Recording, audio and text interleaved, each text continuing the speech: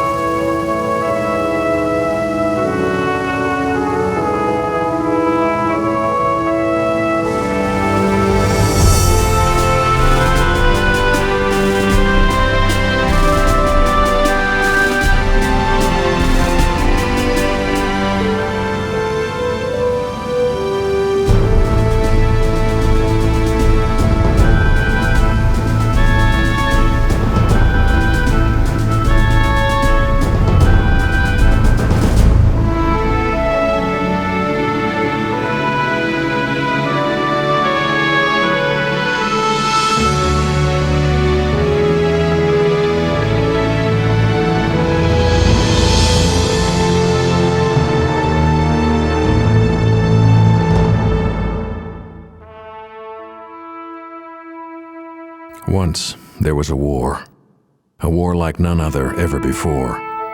A war cloaked in darkness, lit only by the flash of flares and searchlights, the explosions of bombs, and the blaze of burning planes. For the first time in the history of human conflict, a war was fought between men and machines at night. It was a battle that neither side was prepared for. One where men risked their lives in planes which had only the most primitive electronics, and where night flying, let alone night fighting, was an unproven science.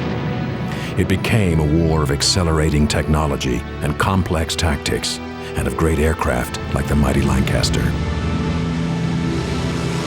Yet it began, as wars so often do, depending not on weapons, but on the bravery of those who fought. The giant bombers, they're being loaded up for the night's work. In 1939, at the start of the war, Britain was armed with bombers like the Hampden, the Wellington, and the Blenheim. The British Empire is building up a tremendous bomber force designed as the offensive air weapon to smash the heart of Germany. The propaganda films did not show how simple and vulnerable these planes were. It took the Luftwaffe to do that. On the third day of the war, the RAF set out to bomb the German fleet. 29 of these bombers took off. Of them, 1/3 failed to find the target in bright daylight. Navigation was the first technical challenge of the early air war. You can't bomb what you can't find.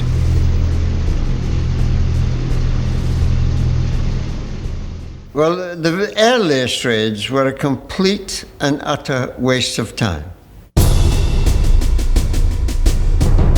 In the first 2 years of the war, we couldn't find targets.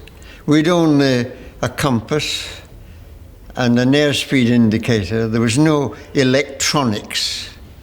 It was quite impossible. The second challenge was more costly. 1/4 of the bombers were shot down. They could not protect themselves with their few machine guns. Unescorted bombers were much more vulnerable than anticipated to Germany's fast single-engine fighters. Before Christmas, further daylight attacks had the same disastrous results. The bomber force was being decimated. Only 4 months after the war began, the RAF had to suspend daylight bombing. It was an initial triumph for technology, as the Germans had been warned of the bombers' approach by a primitive radar called Freya. It had a range of 100 kilometers and had been developed in the 1930s.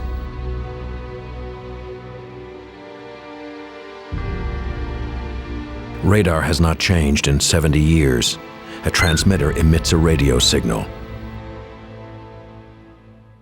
When it hits an object like a plane, the reflection back can be timed and gives the distance, the direction, and the speed of the aircraft.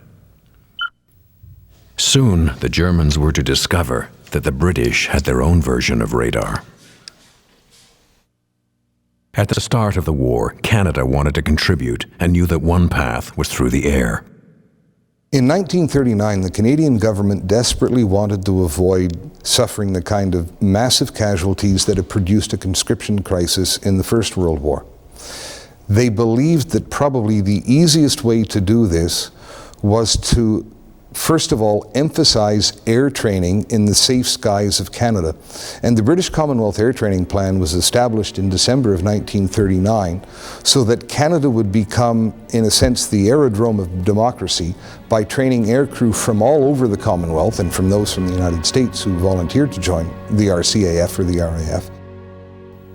With bases and training facilities across the country and training year-round, the objective was to produce 20,000 aircrew a year. Flying training began with aircraft which would not have looked out of place in World War I, such as the Tiger Moth biplane that was made of wood and canvas. Those are my best times, really, I think, because I had a great time flying the little old biplanes, learning how to fly them. And they were exciting times for me because I was an 18-year-old at the time.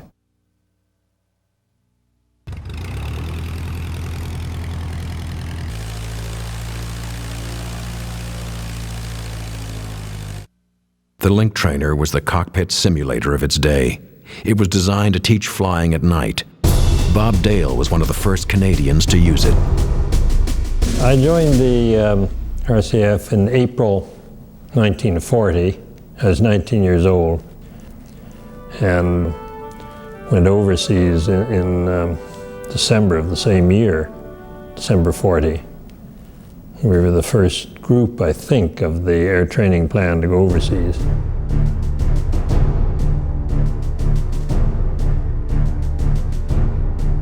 Later, trainees flew aircraft like the Stearman and the Cessna Crane, which was used to prepare pilots for the bombers they would eventually fly.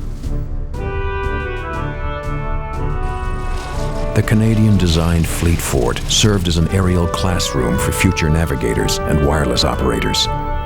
The ubiquitous Harvard was the primary trainer for fighter pilots. Still today, veterans can recall the distinctive snarl of the aircraft they affectionately dubbed the Yellow Peril.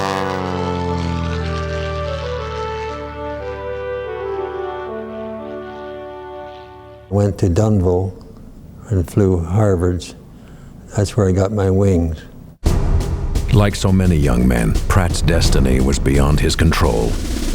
I was supposed to have gone over as a fighter pilot, but by the time I got over there, they were more on the offensive, so they said the only excuse they had was I was too old.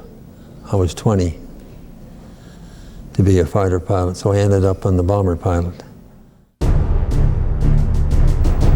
The plan eventually created 47 RCAF squadrons overseas. Graduates accounted for over a quarter of Bomber Command's strength. But the war was not waiting for the Canadian airmen to arrive. After the fall of France and in preparation for the invasion of Britain, the Luftwaffe was given the job of destroying the RAF. In August of 1940, the Battle of Britain raged over the skies of the tiny island.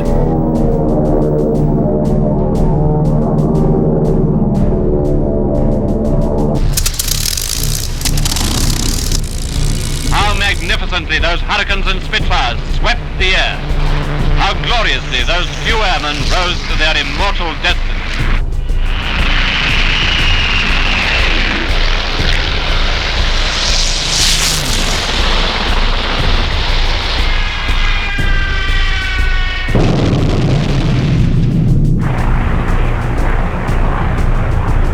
The Luftwaffe was learning the same punitive lesson the RAF had.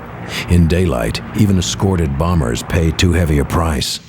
Soon, they would have to hide in the dark night.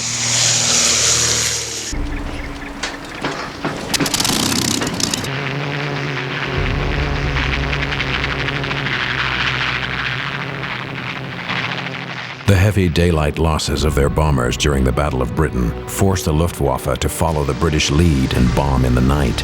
So began the Blitz. For a German bomber pilot like Hayo Hermann, it was a new experience.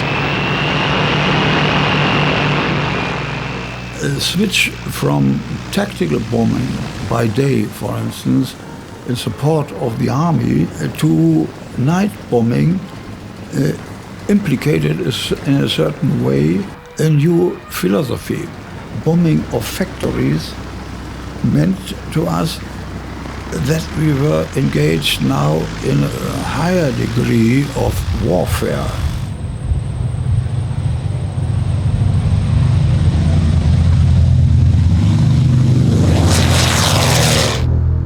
The Luftwaffe had not designed nor equipped their aircraft for night bombing.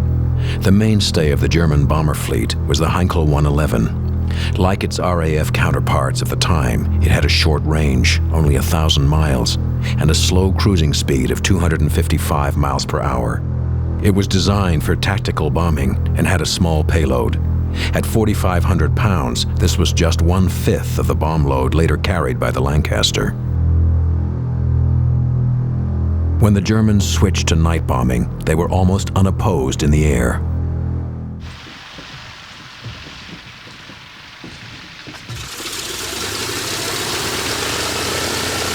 The RAF was not prepared for the night air war. It had to throw whatever planes they could into the dark sky, even outmoded ones. The Bolton-Paul Defiant was one of the first aircraft to see action as a night fighter.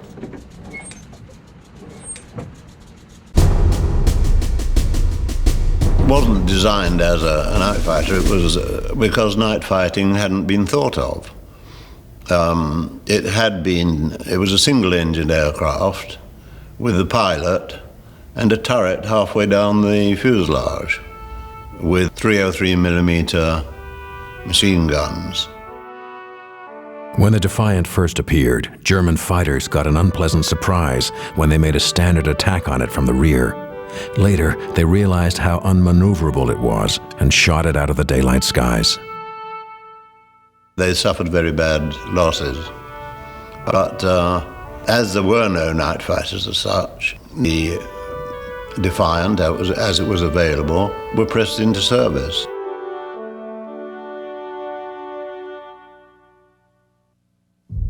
In 1940, navigation was very much by guess and by God.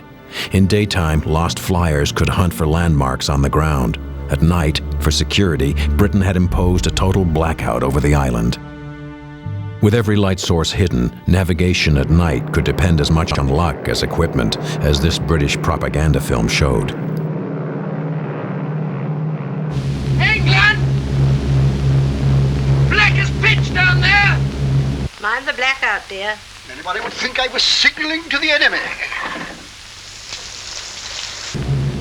Hey, cheer up, Heinrich. What's wrong? We are on our course, aren't we? Subject to drift. This infernal wind will blow us off our course if I can't see something to check up by.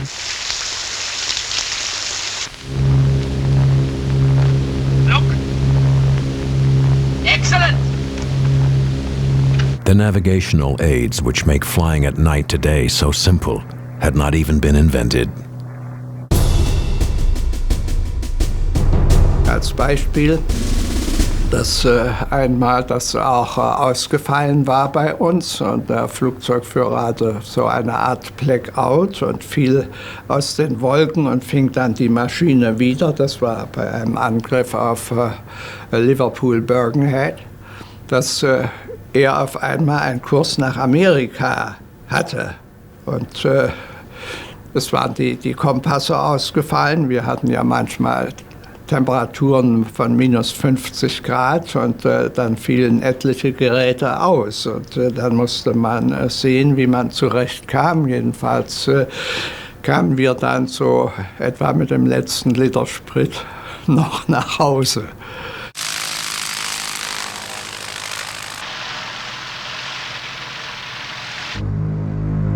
A German propaganda film from the war shows that they had yet to make use of electronic instruments. They made it look far more accurate than it was.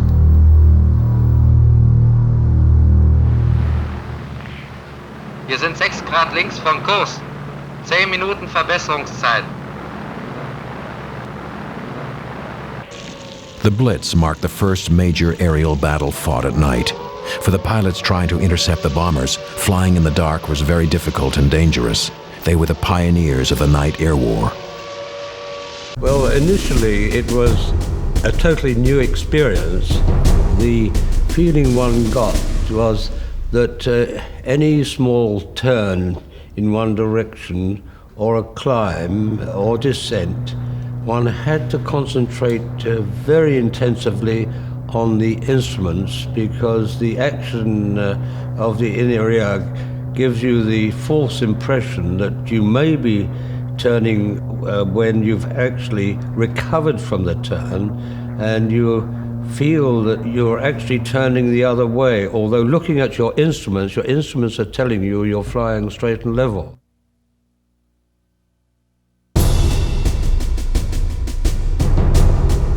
The navigation by night was quite a problem, and I think the Bomber Command, the British Bomber Command, has experienced it in the same way. Da, die englische Küste. Against England, against the island, it was not so difficult as Bomber Command had it against Germany. For we learned that there's no British place on the island which is more than 80 kilometers from the coast. Towards the end of the Blitz, the Luftwaffe put into practice the first electronic technique, which later Bomber Command used with devastating effect: radio direction. Achtung, Anflug! Achtung, Anflug! It was a modification of the Lorenz beam, which is still in use today. It was based on the principle of 2 directional radio beams, which would cross over the target. The bomber would fly down one beam until it intersected with the other and drop his bombs.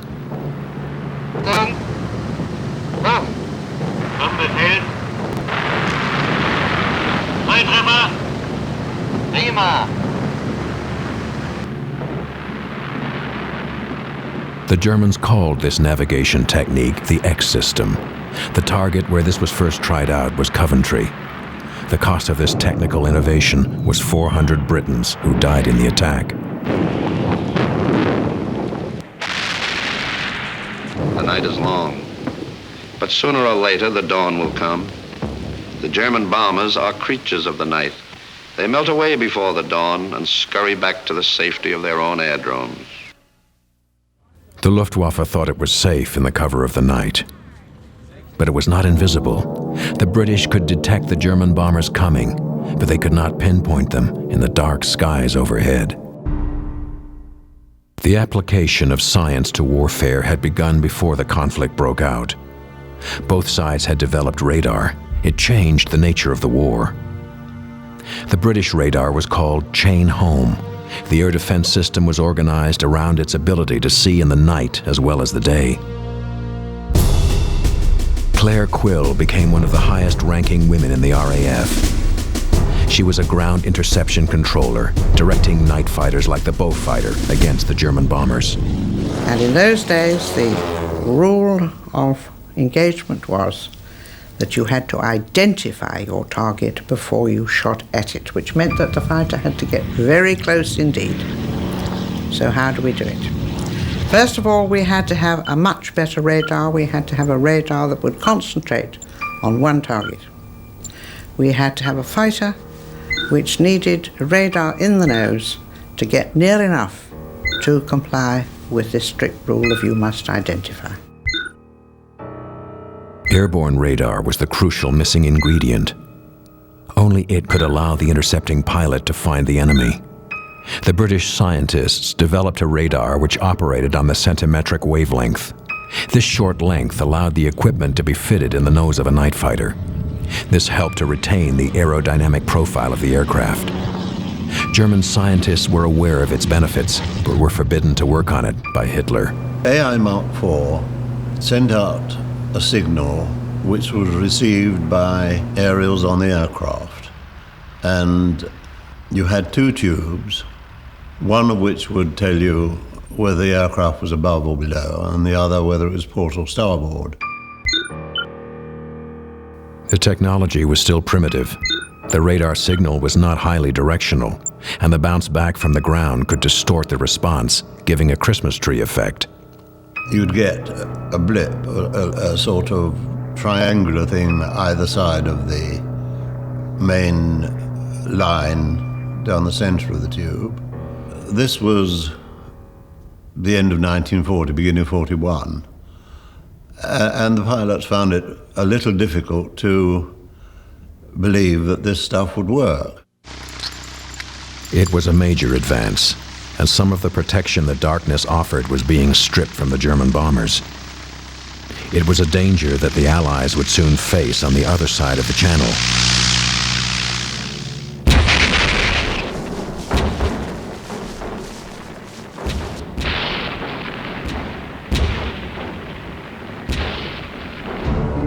The Germans had a high regard for artillery.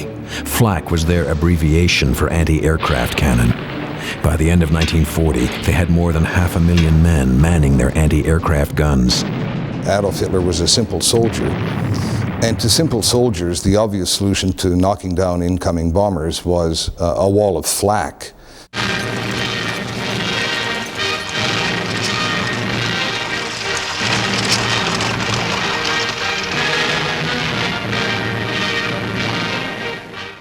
Hitler hatte eine ganz besondere Vorstellung davon.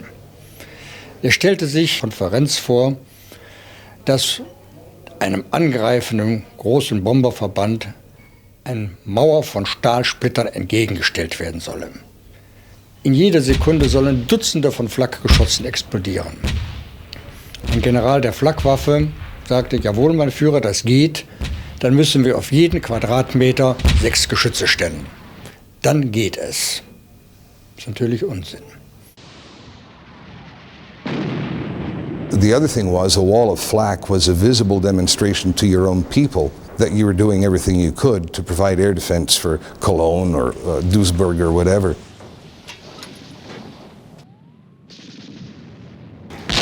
In principle, the concept of anti-aircraft gunnery has been likened to hunting birds with a shotgun. Except nobody hunts birds at night. There were two techniques. One was to simply fill the night sky with high explosive and shrapnel, which was wasteful and essentially futile. The other was to illuminate the target and focus aimed fire on it. But the searchlights needed help to find the bomber in the vast dark night. In the era of modern warfare, where thermal imaging and guidance systems can identify and track supersonic fighters, the German technology seems primitive, but it was surprisingly accurate for the time. Horchgeräte wie dieser Richtungshörer C39 dienten der akustischen Flugzeugortung. Sie wurden von 2 Mann bedient, einer für die Seite, einer für die Höhe, und eine gut ausgebildete Mannschaft konnte Richtungsgenauigkeiten von 1 Grad erreichen. The sound locators were sensitive enough to pick up the Allied bombers as they were taking off from their bases in England.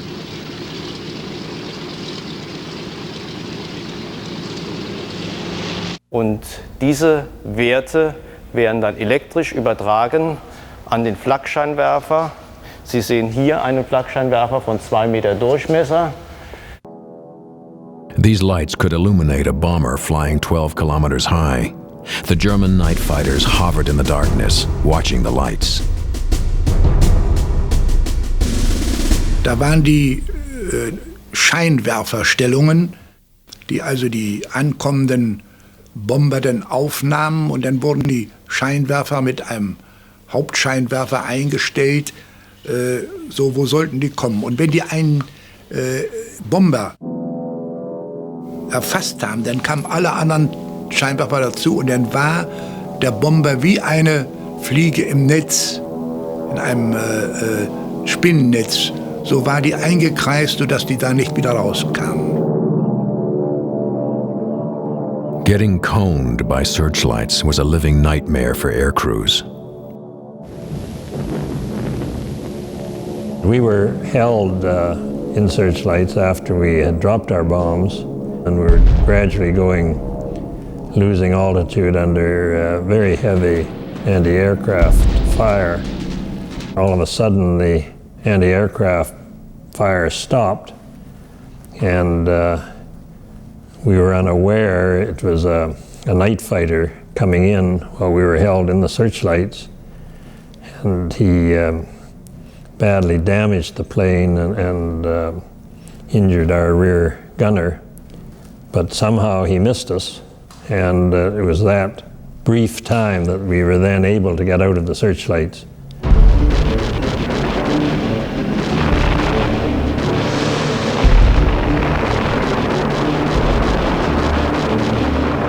The German anti-aircraft guns were not yet part of a unified defensive system.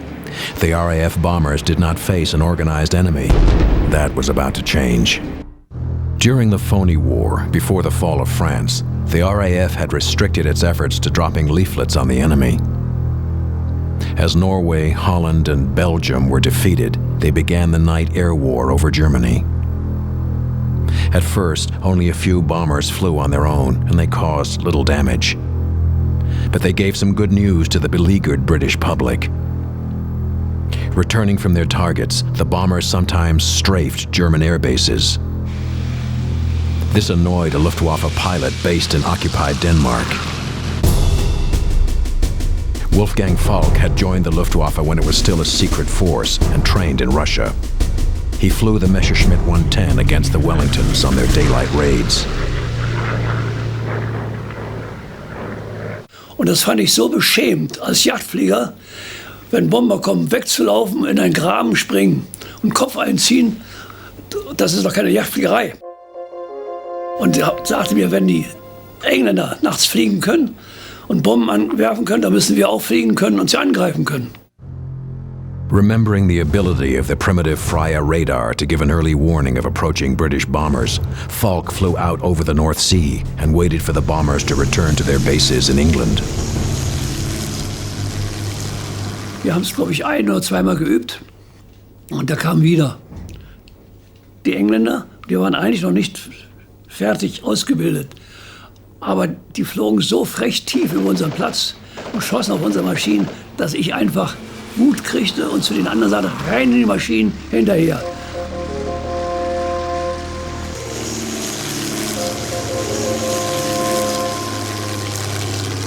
Drei von uns, dazu gehörte ich auch, haben auch geschossen, allerdings auf große Entfernung, haben dann das Ziel aber verloren, weil die nach unten wegdrückten in den Morgennebel über See.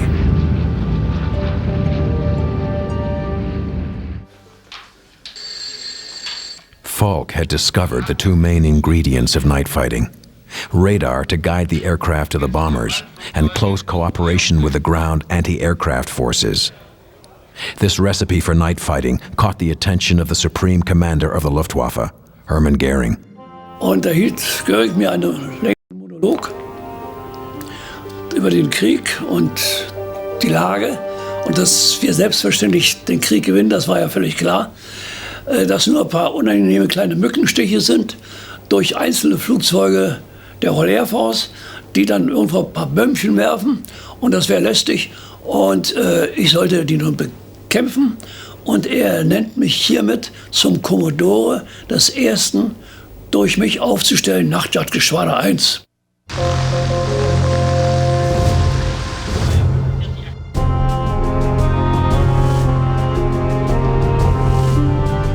The 1st Luftwaffe night fighting squadron was equipped with a Messerschmitt 110. Originally developed as a heavy fighter, it was clumsy and outmaneuvered by the British Spitfires and Hurricanes. Als Jäger war die 110 Kompromiss bei Tage und bei Nacht auch ein Kompromiss. Wir hatten keine anderen Maschinen. Die 110 war effektiv ein guter Jäger nachts, aber ein schlechter Blindflieger. Sie hatten ja nur einen Knüppel in der Hand, hatten kein Rad, mit dem sie besser fliegen konnten nachts. Und das waren schon Probleme mit der 110 nachts, ohne Zweifel. The Messerschmitt 110 was initially guided to its target by ground control. Later models added radar, and the cockpit could just hold a radar operator as well as a rear gunner. Its two Daimler-Benz engines gave it a cruising speed of 250 miles per hour, not much faster than the bombers it was supposed to catch. It was armed with two 20mm cannon and 4 machine guns. A 2-second burst could cut a bomber in half. Over 6,000 were built during the war. With drop tanks, their endurance was increased to 2.5 hours. They became the aerial mainstay of a developing night fighting system which the Germans called Helle Nachtjagd, or illuminated night fighting. The German general commanding the night fighter force, Josef Kamm-Huber, decided to set up a system of night fighter boxes, and the aim was to have one night fighter patrol a box about 20 miles by 40 miles. In early 1940, the Luftwaffe used it to defend the major industrial target of the Ruhr. Since the British at this time were making their own way to the target with very few aircraft, most of the time it ended up that you would have one bomber in one night fighter box at a time. And with searchlights and illumination, they hoped that they would be able to secure one guaranteed interception per box per night. The RAF bombers soon learned to avoid the areas of searchlights. After they added radars along the coast of Holland, they got better early warning and were able to get more night fighters into position over the German target city. But their radar was still based on the unsophisticated Freya early warning sets. A successful interception required more precision than it could deliver. To the hazard of bomber command, the Germans were about to introduce just such a piece of equipment. More than 50 years after the last night fighter sortie, there still stands one of the most successful technological innovations of the war, the Würzburg Giant. It remains a testament to the critical role radar played during the Second World War. Nach Beendigung der Entwicklung im Jahre 1940 wurden bis 1945 1500 Stück Würzburg-Riese gefertigt. Der Würzburg-Riese ist geteilt in einen Spiegel und in eine Auswerteeinheit. Der Spiegel hat einen Durchmesser von 7,5 Metern. Die Brennweite beträgt 1,68 Meter. Die Peilgenauigkeit war 1/4 Grad. Die Reichweite, die man erreichen konnte, lag bei 50 bis 70 Kilometer gegen Flugziele. As the RAF learned to avoid the searchlight belts, the Germans developed Dunkel, or dark night fighting. Radar control would lighten the dark skies for the interceptors. The Würzburg Giant was so advanced that it saw service after the war. The antenna was used to make the first accurate measurements of the distance between the Earth and the Moon. It could also track a single bomber with deadly accuracy. I remember my first trip. We sat in the Halifax wireless operator set just below the pilot, just slightly in front of him and below him in the nose. And there was a little window on my left. And I can remember we got going over the coast of Europe, Germany, and I looked out, and the flak, I remember seeing the flak, and I don't think I ever looked out again. I saw the tracers and everything. That was enough for me. I don't think I ever looked out again. The way the Germans worked, they had two ground-based radars, Würzburgs, one of which tracked the incoming bomber and one of which tracked the night fighter. Information from the early warning Freya radars was sent to the divisional control room, which put it together with the closer plots from the Würzburgs.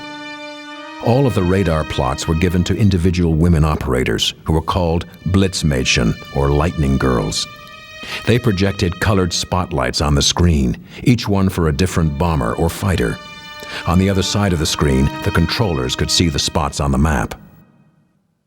And what they would do is they would vector the night fighter And of course, the red dot in the plotting room would show where the fighter was going, and the radar operator would gradually move the fighter, watching the plots on the plotting table, into a position behind and below the incoming bomber, where the fighter pilot could make an interception.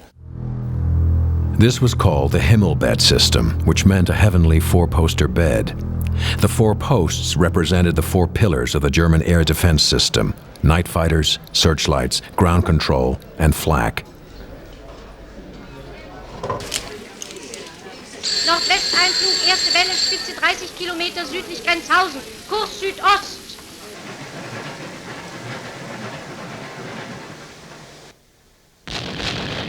When a flak shell explodes, red-hot metal rips through the thin shell of the bomber's skin. It hit me in the head. I had my helmet on at the time, and there's a scar on the helmet. And there's a piece of flak that I got hit with. It's quite a jagged piece of metal. It didn't do that much damage. In fact, my crew, and here's when I reported that I'd been hit, the first thing the skipper said, "Any blood?" And I said, "Not yet. I don't feel any." He said, "Where were you hit?" And I said, "In the head." And the navigator came right back and said, "Thank God, it won't hurt him." Jokes. The Himmelbett system was in full operation by late 1941. Hitler had invaded Russia, and Allied bombers were falling out of the skies. The system was based on absolute trust between the ground controller and the night fighter.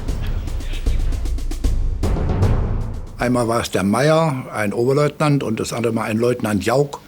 Die beiden die strahlten eine Ruhe aus, die war unwahrscheinlich. Ich habe das erlebt, dass ich mal nachts in einem Angriff gegen eine Short Sterling, die also flach flog auf See, kam so verbissen und war dann weit auf See rausgetragen und wusste gar nicht mehr, wo warst du denn jetzt eigentlich? Wo bist du denn jetzt? Ich war auf See. Und dann bin ich nach dem Kampf auf Höhe gegangen und hörte dann also irgendwie schwach die Stimme von Meyer im Funksprechgerät. Und er brachte mich auf den Platz und brachte mich bis zum Platz. Und zwar beruhigend, wenn ein Mensch, also der von unten spricht, nicht aufgeregt wie der Reporter beim Fußballspiel, sondern ruhig ist. Das ist das Entscheidende für einen Jägerleitoffizier.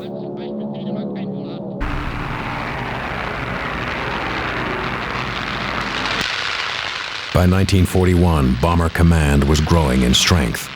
The Sterling, the first of the giant 4-engine bombers, had been introduced. The first graduates of the Commonwealth Air Training Plan had arrived in Britain. I went over on the Queen Mary.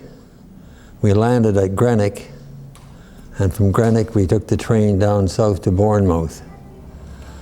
And that's where first I got initiated into the smoking and drinking.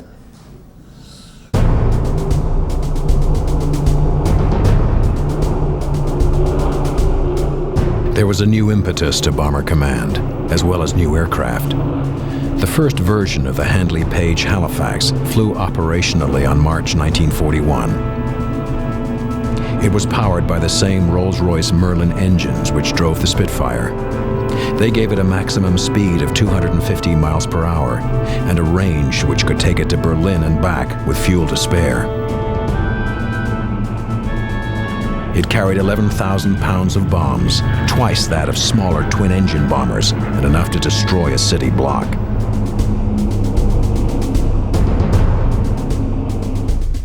The tail gunner in his turret was the main defense of the bomber. He had 4 303 machine guns with 10,000 rounds of ammunition. Some thought they were inadequate against the German cannons. Not Fred Passmore. Tremendous firepower come out of those 4 guns. They were small caliber, but each gun fired upward of 1,500 rounds a minute. So that's total firepower of roughly 6,000 rounds. You never fired for a minute. You couldn't. You'd melt your guns. But it was a tremendous firepower. The mid-upper gunner had 2 and later 4 machine guns. There was a flight engineer to look after the Bristol Hercules engines, which were installed on the Mark III, as well as a navigator, wireless operator, bomb aimer, and pilot. I liked the Kite very much. It was a real good aircraft, really sturdy, and got us home on quite a few occasions. The Halifax III came into service in 1943. With much more power, the ceiling increased to 20,000 feet and the speed by 25 miles per hour. The first Halifaxes would soon equip most of the RCAF's bomber squadrons. Already, number 405 had been set up and was flying Wellingtons. The threat to Germany was growing.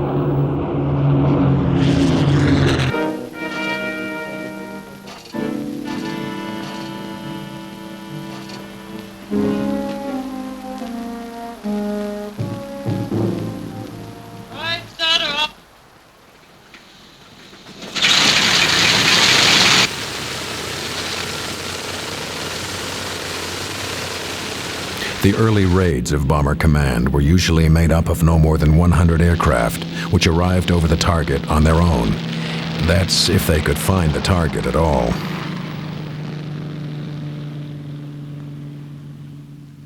In the early days of the war, once a target was selected and the groups that were going to fly on it were notified, the squadron could pretty well pick its time over the target, so that our particular squadron might be over the target from 11:15 to 11:45, that sort of thing, which was, in hindsight, a very bad tactic.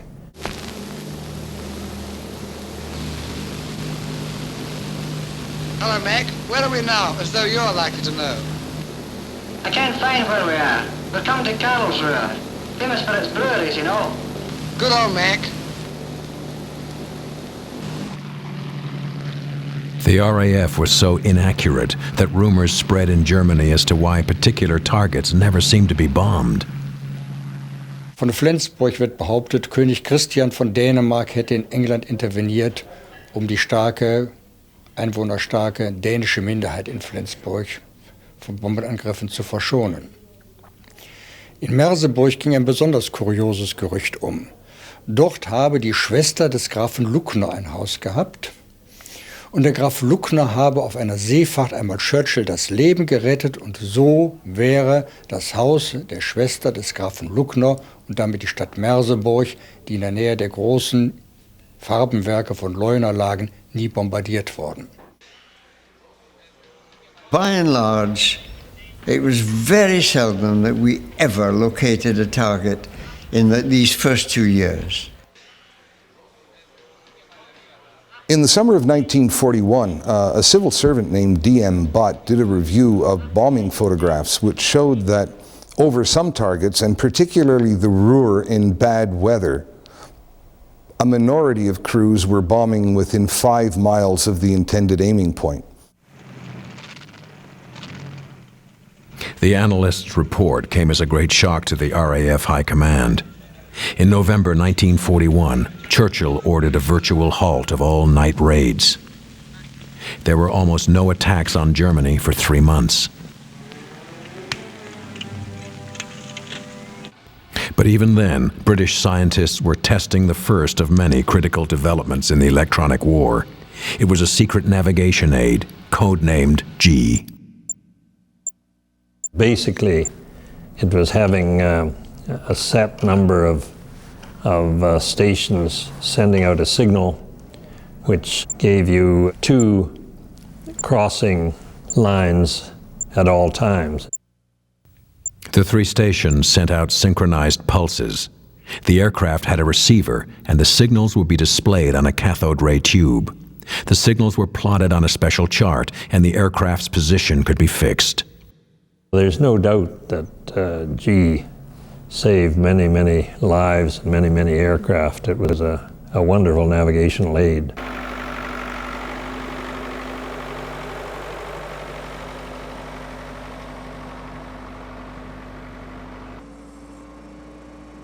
As America entered the war after Pearl Harbor, In February 1942, Arthur Harris was appointed head of Bomber Command. Press home your attack. If you individually succeed, you will have delivered the most devastating blow against the very vitals of the enemy. Let him have it right on the chin.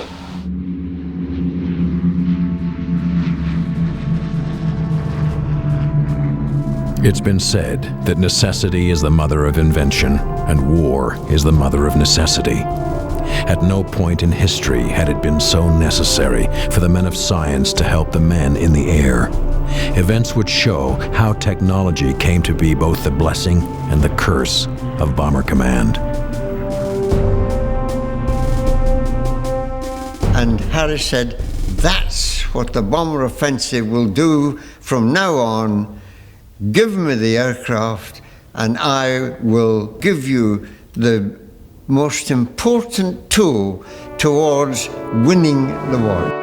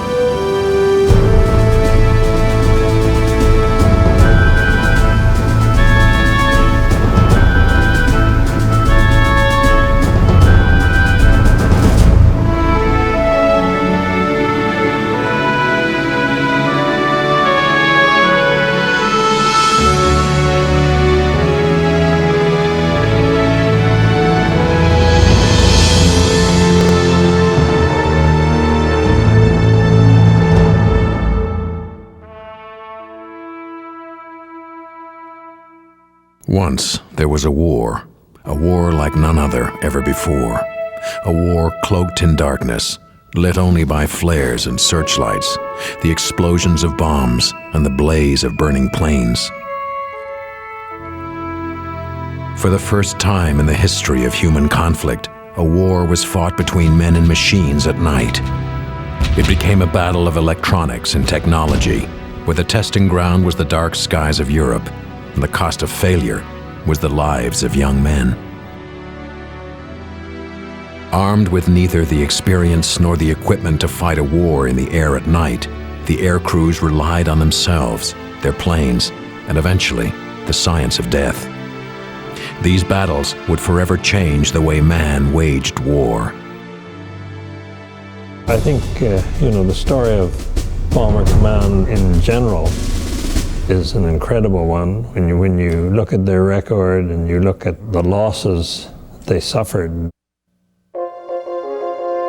In the early years of the war, the Allied bombers were sustaining enormous losses at the hands of the German night fighters and their advanced air defense system. By the end of the war, Bomber Command would suffer a casualty rate of more than 50%. Losses surpassed only by the German U-boat service. Flying in bombers was a deadly proposition. You would see aircraft striking the ground down below, which was quite a fiery occasion, on most occasions anyway. When they struck the ground, they just broke up and burned along. And at 18,000, 17,000 feet, it was quite visible to see this all happening. Compounding the losses was the fact that over 2/3 of the bombers failed to come within 5 miles of their intended target. The technology used in navigation was at best simple, at worst, fatal. When the bombing offensive began, I don't think anybody quite understood what the impact would be. And I don't mean from a strategic level, but just the mechanics of organizing a number of aircraft flying over a darkened continent. As both sides raced to develop and apply new technologies to their war efforts, the German innovations in defending the dark skies over Europe were beginning to take effect. The culmination of their defensive system was a series of boxes created across the continent. The system we called Raumnachtjagd with boxes. So you had to fly a certain heading, and then you were in contact, with the help of the radio operator, of course, in contact with the ground control officer. Then I was on my own, and I had to follow him. Himmelbett, which translated means heavenly four-poster bed, was based on the 4 pillars of the German air defense system: flak, searchlights, ground control, and night fighters. What they did was they set up radar installations for each of these night fighter boxes, and the controller on the ground would vector the night fighter into an intercept position below and behind the bomber, again within this 20-mile by 40-mile box. The heart of the German system was the giant Würzburg radar. These would send out signals which would tell the ground controllers the altitude and distance of the incoming planes. This information would be then given to the searchlights and the flak batteries, who would try to shoot them out of the sky.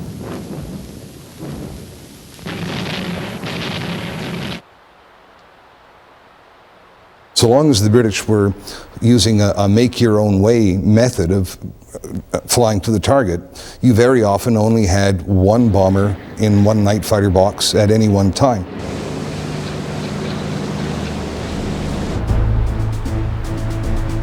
The Germans took their scientific developments and formed them into the tools of war.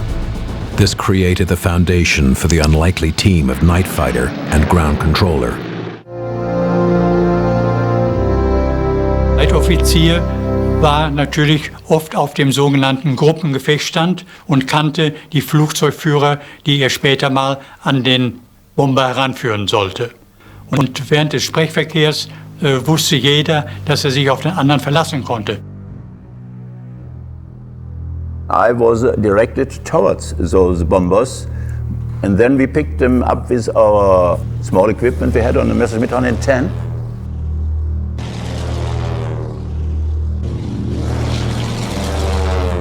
Not only did technology like searchlights and radar work against the bomber crews, often it appeared that Mother Nature was fighting for the other side as well. You had a moonlight night, then you just suck out like a sore thumb. And the fighters would get at you pretty easy that way. As an 18-year-old tail gunner in an aging Whitley bomber, Fred Passmore was introduced to the German night fighters on his first operation over the darkened continent. I did not see the outline totally of the aircraft, but I did see a flashing light. It blinked 3 times. But on that first blink, I reacted in fear. I jerked back on the controls of the aircraft, or the gun turret. My fingers were on the triggers, the guns went off, and it's like anything else, those bullets had to go somewhere, and they went into that aircraft. After the burst from his 303 machine guns, Passmore saw the aircraft explode on impact with the ground below. After the initial adrenaline rush, the emotional impact set in. I was scared to death that I had perhaps shot and nailed one of our own aircraft. So that when I got back and we were being debriefed by the intelligence people, I hesitated in telling them what I had done. In fact, Passmore learned later that day he had shot down a German night fighter. He was credited with a probable on his first operation. The Allied bombers, in an attempt to outflank the Himmelbett defenses, tried to fly around them. The Germans responded by extending the Himmelbett zones from Jutland through Holland and into France, the obvious points of ingress into the continent. The Allies needed to develop a method to counter the effectiveness of the German defensive systems. By May of 1942, there was considerable doubt in the Allied command as to whether the bomber offensive was going to do what had been promised. The tremendous losses and the bombers' inability to hit targets put the likelihood of future bombing and bomber production at risk.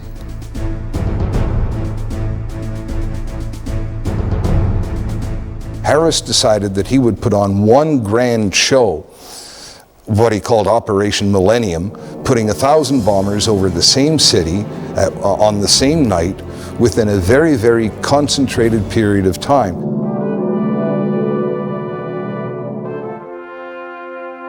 Air Marshal Harris hoped that the symbol of 1,000 bombers attacking in one night at one target would overwhelm the German Himmelbett defenses. The largest air armada the world had ever seen saved the bombing offensive. The Allies were about to change tactics that would alter the war. The idea of the bomber stream was developed mainly to defend the bomber stream rather than to increase the impact of bombing. It was a defensive measure intended to overwhelm this very rigid Himmelbett German night air defense system. That's why it was introduced. And the fact that it was introduced on a night when Bomber Command was going to throw 1,000 bombers at the target was for PR purposes. Wir hatten zu der Zeit das Himmelbett-Verfahren. Vielleicht kommen wir noch darauf, wo immer nur ein Jäger in einem bestimmten Raum jagen durfte. Nun das ging, solange einzelne Bomber kamen. Da konnte man die erfassen und auch von einem Himmelbett zum anderen weiterreichen. Jetzt kam aber plötzlich ein Strom an. Und da funktionierte unser Himmelbett-Verfahren überhaupt nicht mehr.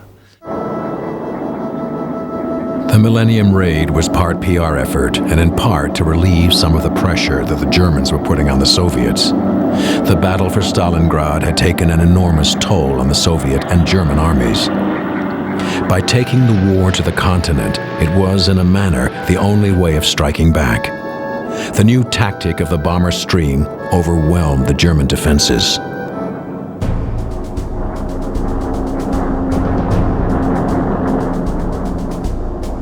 Der zweite Rückschlag war der, dass überhaupt die große Zahl der Ziele schwerer zu erfassen war und schwerer zu bekämpfen war. Und die Bomberstrom sich ja auch noch teilte auf mehrere Ziele, während das vorher mehr oder weniger klar war, auf welches Ziel angeflogen wurde. Critical in this new success was the development of Allied large four-engine bombers, such as the Lancaster and the Halifax. Their eventual payloads of over 20,000 pounds of bombs gave the bomber streams unprecedented impact on their targets. To counter the bomber stream, the Germans' response was led by Joseph Kammhuber, the commander of the German night defenses. Kammhuber forderte, ganz Deutschland mit einer Zone von Himmelbetträumen zu bedecken. Er forderte Tausende von neuen Funkmessgeräten an und einige zigtausend neue Soldaten oder Helfer, zum Teil auch Frauen, die in Uniform Funkgeräte bedienten, Soldaten entlasteten mit weniger wichtigen Aufgaben. Kamhuber wanted to cover not only the whole of Germany, but occupied Europe and Africa as well. Dieses System konnte die Industrie nicht beliefern. On May 30th, 1942, the first 1,000 bomber raid on Germany was to have a devastating effect.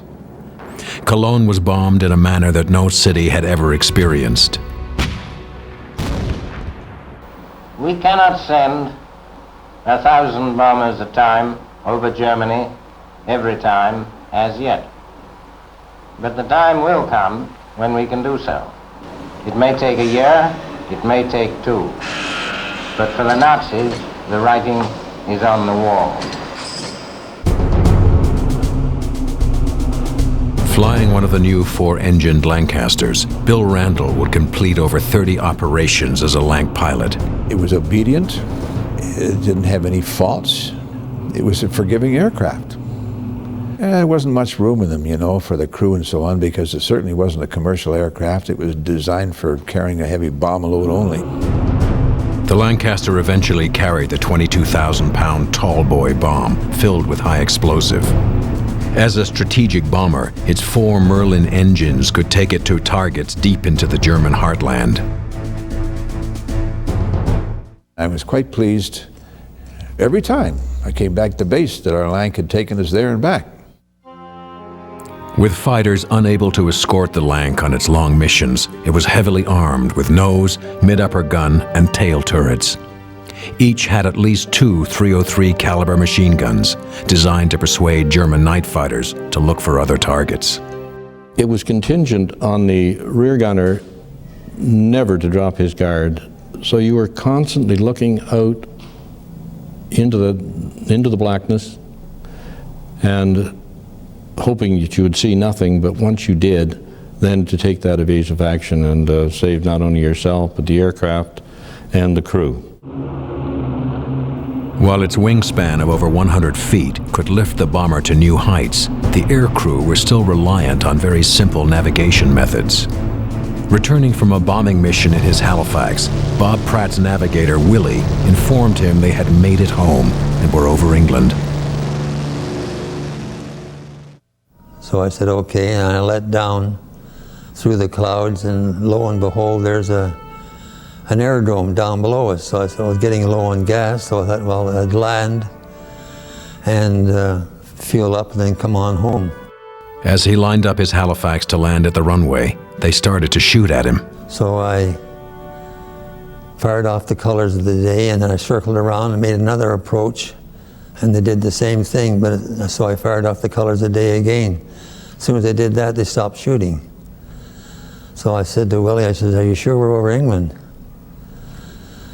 So he said, well, just fly due north, I'll take an astro shot. I said, well, an astro shot and it's pouring rain, you're not even going to see a star. Pratt then asked his wireless operator to try and get a vector onto the aircraft.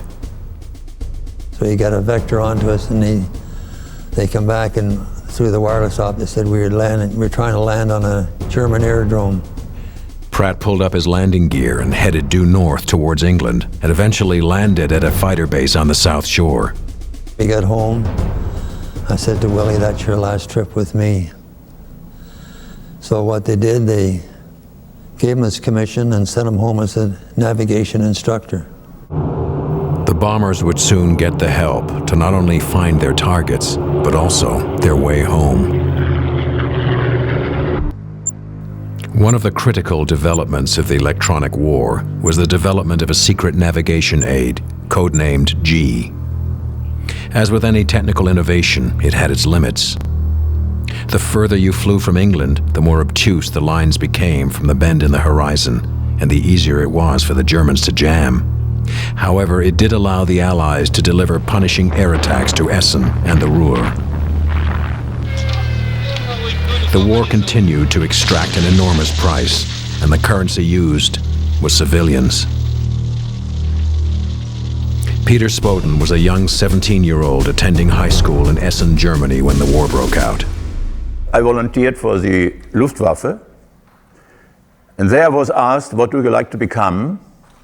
A day fighter, a bomber, destroyer? I said, night fighter. I came from Essen. And as I said before, the British bombed already the town frequently, not seriously like later on. And I wanted to do something about it. Spoden flew over 250 missions as a night fighter pilot. The Germans used 2 radars to shoot down the Allied bombers. To get the night fighters into a position in the sky where they could attack the Allied aircraft, the German ground controllers used the Würzburg radars. Once they got closer to their target, the German air crews depended on the Liechtenstein airborne radar to vector themselves into a firing position. The idea was to fly in the direction where the British bombers were, and the radio operator could get on 3 tubes the distance, the direction, and the height. The roads of technology took the Germans and Allies to different places. The British had developed centimetric radar. This was a magnetron which produced high-powered electromagnetic energy with a short wavelength of 10 centimeters. This allowed the small directional transmitter to be fitted inside the nose of the British night fighter aircraft. The Germans, however, developed their radar technology using the longer metric radar waves. This created the need for large, cumbersome antennae to be fitted on the nose of the aircraft. These antlers hampered not only their airworthiness, but slowed their airspeed by more than 26 miles per hour. In the dark battlefield of the European skies, every advantage or disadvantage could prove critical.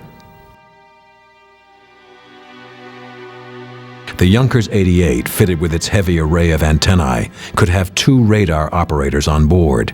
They would use Liechtenstein to guide the night fighter onto the bomber. He told me, well, I have a target now. It's about 3 kilometers, and more to the left, a little bit higher. 2 kilometers now, 1 kilometer, we are now pretty close, but you don't see him at 1,000 meters. You see in a dark night only, if you have a good night vision, about 200 meters. Only in the moonlight you can make it out of 800 meters if you're lucky. The pilot had to develop an implicit level of trust with his operator, who was directing him through the blackened sky based on blips on the tube.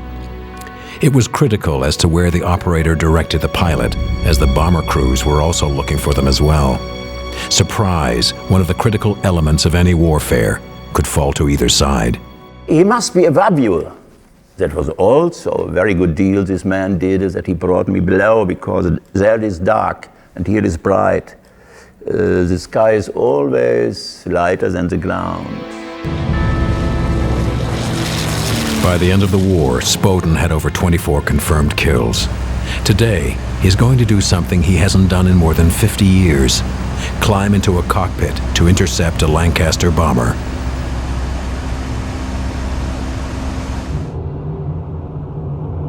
I never seen in the air a Lancaster from that size and from that beautiful color.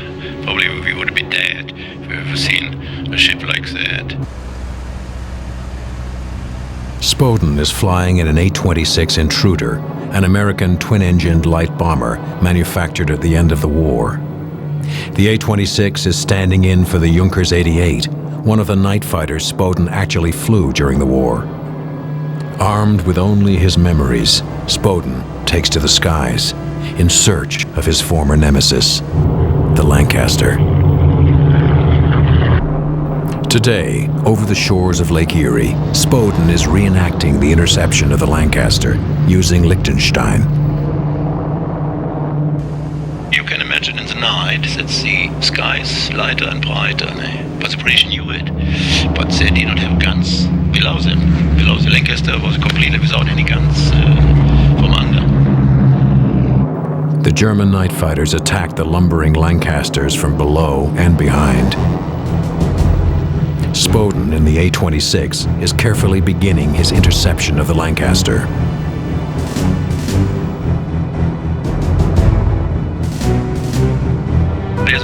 a distance about 200 meters.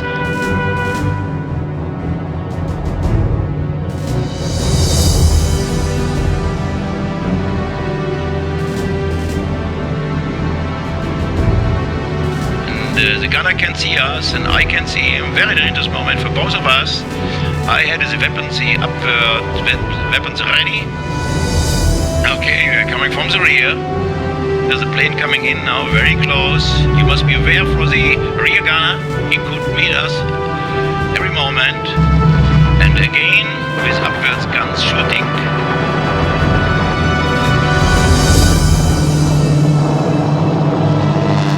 And turning to the left.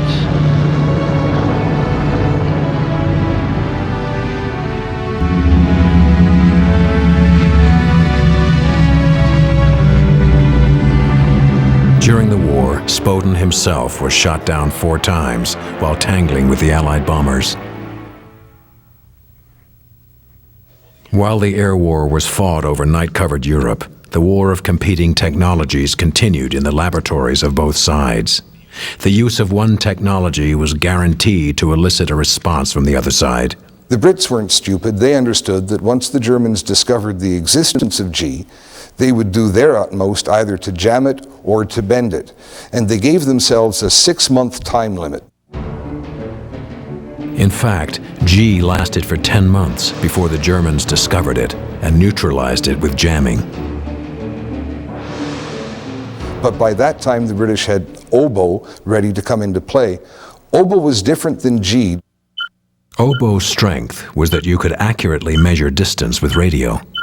Using 2 stations over 100 miles apart, they would send out 2 signals. The bomber would fly down one towards the target, and when the 2 signals intersected, it marked the point to release the bombs. Einige Fabriken sehr exakt getroffen wurden, konnte man sich bei der deutschen Luftwaffe nicht vorstellen, dass es sich um ein Zielnavigationsverfahren von höchster Präzision handelte. Und man glaubte immer, zumindest zunächst, dass unten in der Stadt, in der Nähe der Fabrik, ein Geheimsender einer Widerstandsorganisation, natürlich meistens wurde gesagt, es sind Kommunisten, die dort sitzen und mit einem Sender Peilsignale geben, um den Bomber heranzurufen. The news that the Allies were hitting targets on cloudy nights infuriated Hitler. He summoned Goering and told him that it was a scandal that the British could do this while they, the Germans, could not. In fact, they had already used this technology with their X system during the Blitz. Oboe also could be seen by the Germans, read by the Germans in electronic words, and the British anticipated that it would eventually be discovered and jammed or used in some other way, and eventually oboe was discovered by the Germans and jammed.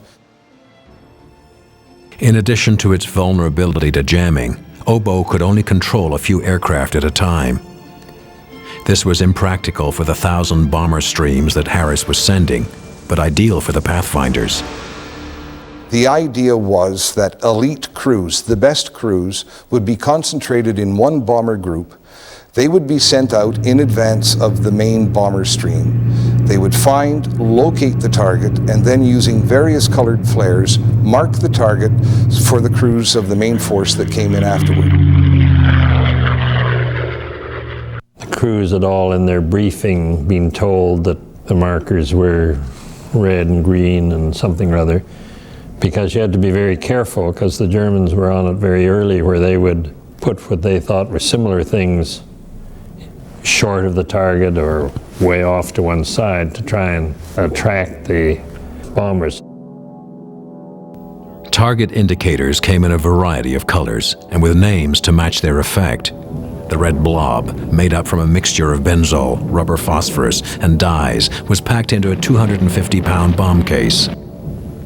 The pink pansy was a 4,000-pound bomb which gave off an instantaneous pink flash. Brought about greater accuracy on the target.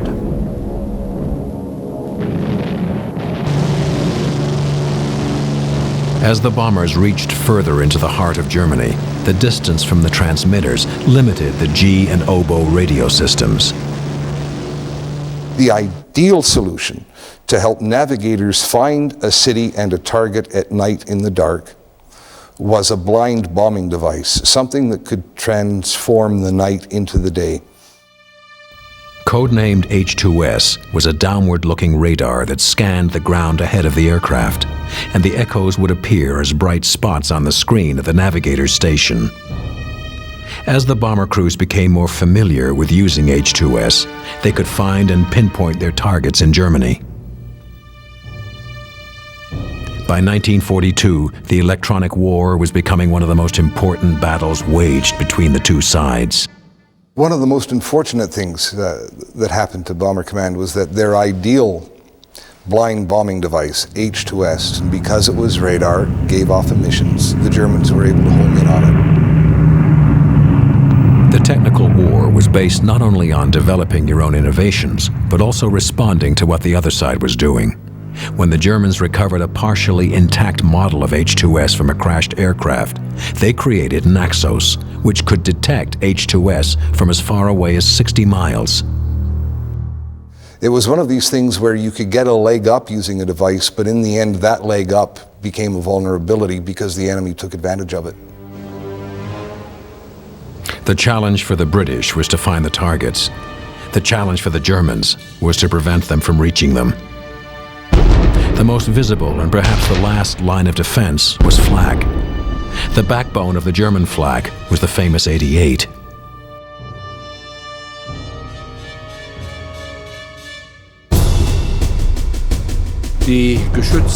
Das Geschütz ist 360 Grad drehbar. Das Höhenrichtfeld geht von -3 bis +90 Grad. Die Gemeinschaft dieses Geschützes waren 10 Leute. 50 years later, Bob Pratt can still recall the effects of flak. Scared hell out of you, to be exact. And anybody who wasn't scared, I would say they're not here with us today. In addition to the flak from the German ground defenses, they still had to contend with the night fighters and an even deadlier new technical innovation.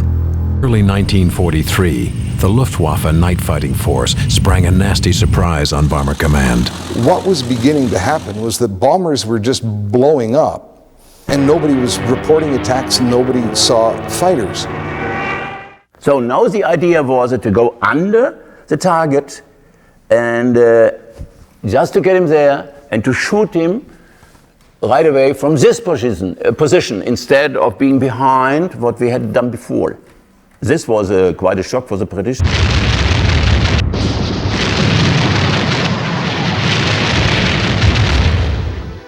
The key to firing from below was the upward guns, or Schrägermusik. This was one of the most important technical advances for the German night fighters. 1 or 2 upward-firing cannon were mounted on the spine of the fuselage at an angle of 60 or 80 degrees forward. A sight was then mounted on the canopy above the pilot. As the German night fighters extracted a heavy toll with the Schrägermusik, the Allied Bomber Command disregarded aircrew reports of seeing slanted flashes from below. Eventually, however, when bombing photos captured one in a raid photograph, it was admitted, but there was nothing you could do other than to tell your rear gunner to look outside and over the turret. We were shooting between the two engines, left side or right side, between the two nacelles. Primarily because there were the fuel tanks, but also to give those fellas a chance to jump out, to parachute.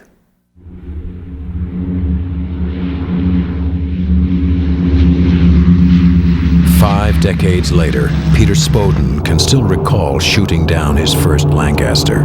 Yeah, that was on the 18th of August 1943 during the attack of Peenemünde.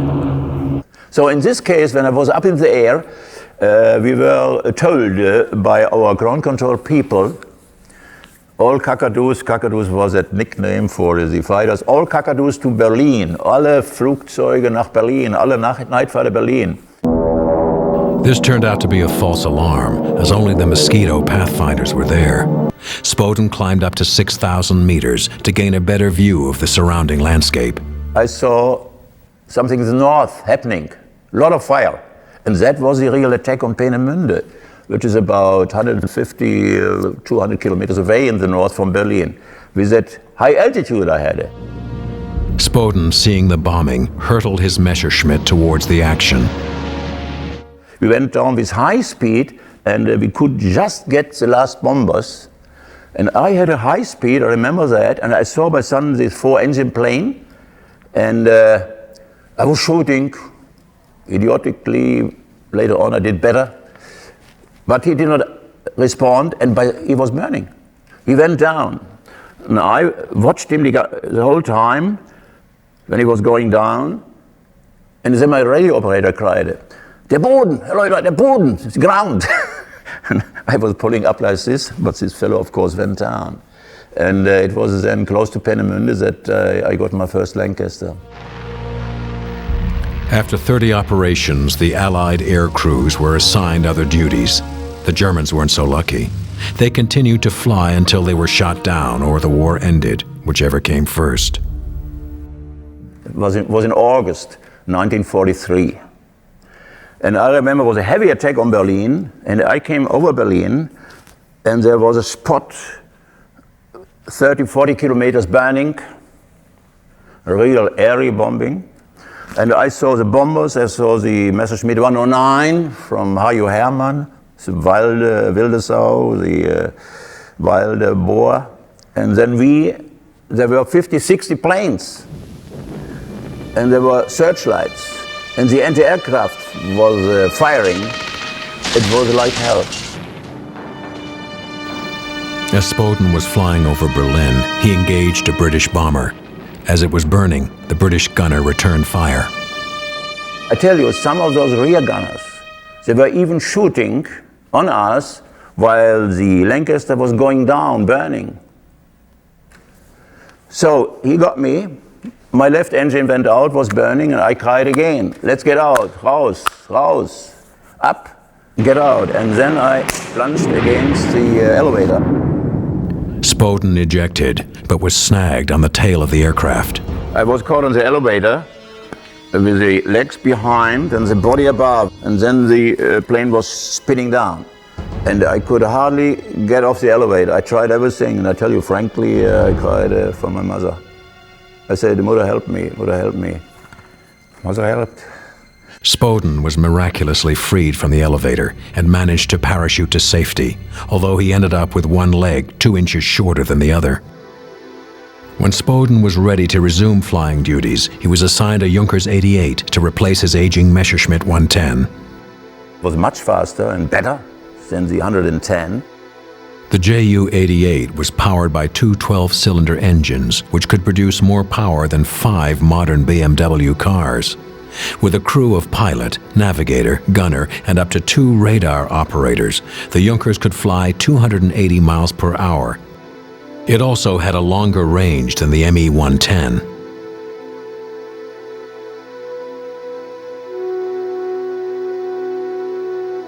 By the summer of 1943, the German defenses were at their zenith. However, any defensive system has an Achilles heel. The Himmelbett zone was no exception. The entire system was dependent on radar, and radar, as both sides now knew, could be jammed.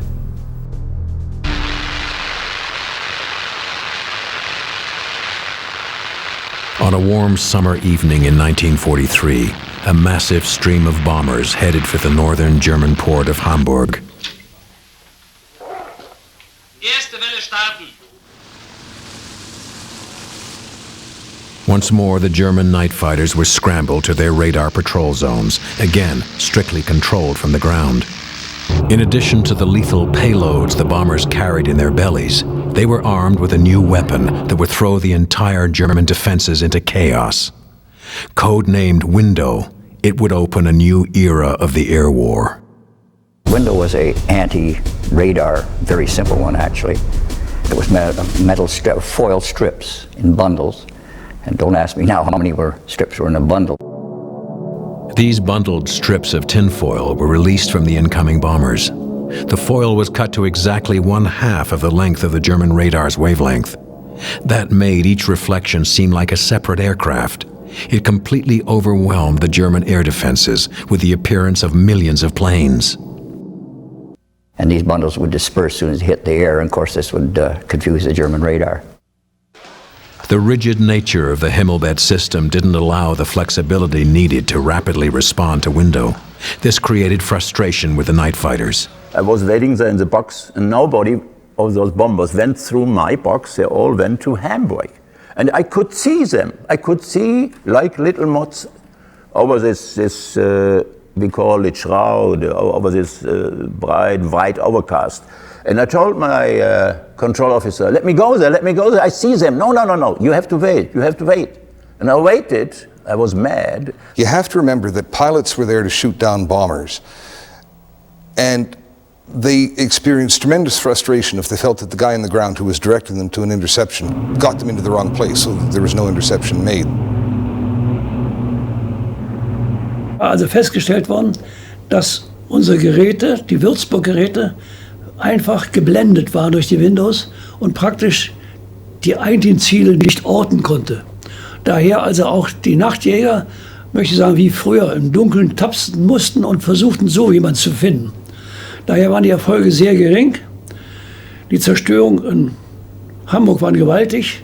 Die Menschenverluste riesig durch die Feuerstürme, die sich dort entwickelt hatten, wo die Leute auf der Straße durch den Luftzug weggerissen wurden und verbrannten. Und es war also eine ausgesprochene Katastrophenstimmung. Entgegen den Erwartungen und Hoffnungen unserer Feinde hat sich der Nachwuchs unserer Tag- und Nachtjäger hervorragend bewährt. The blinding of the German radar system and the devastation of Hamburg made a former bomber pilot propose the use of single-engine day fighters in the night fighter role. While they had no onboard radar, the sky was illuminated by the glow from the burning city below. The bombers were stripped of their cloak of darkness.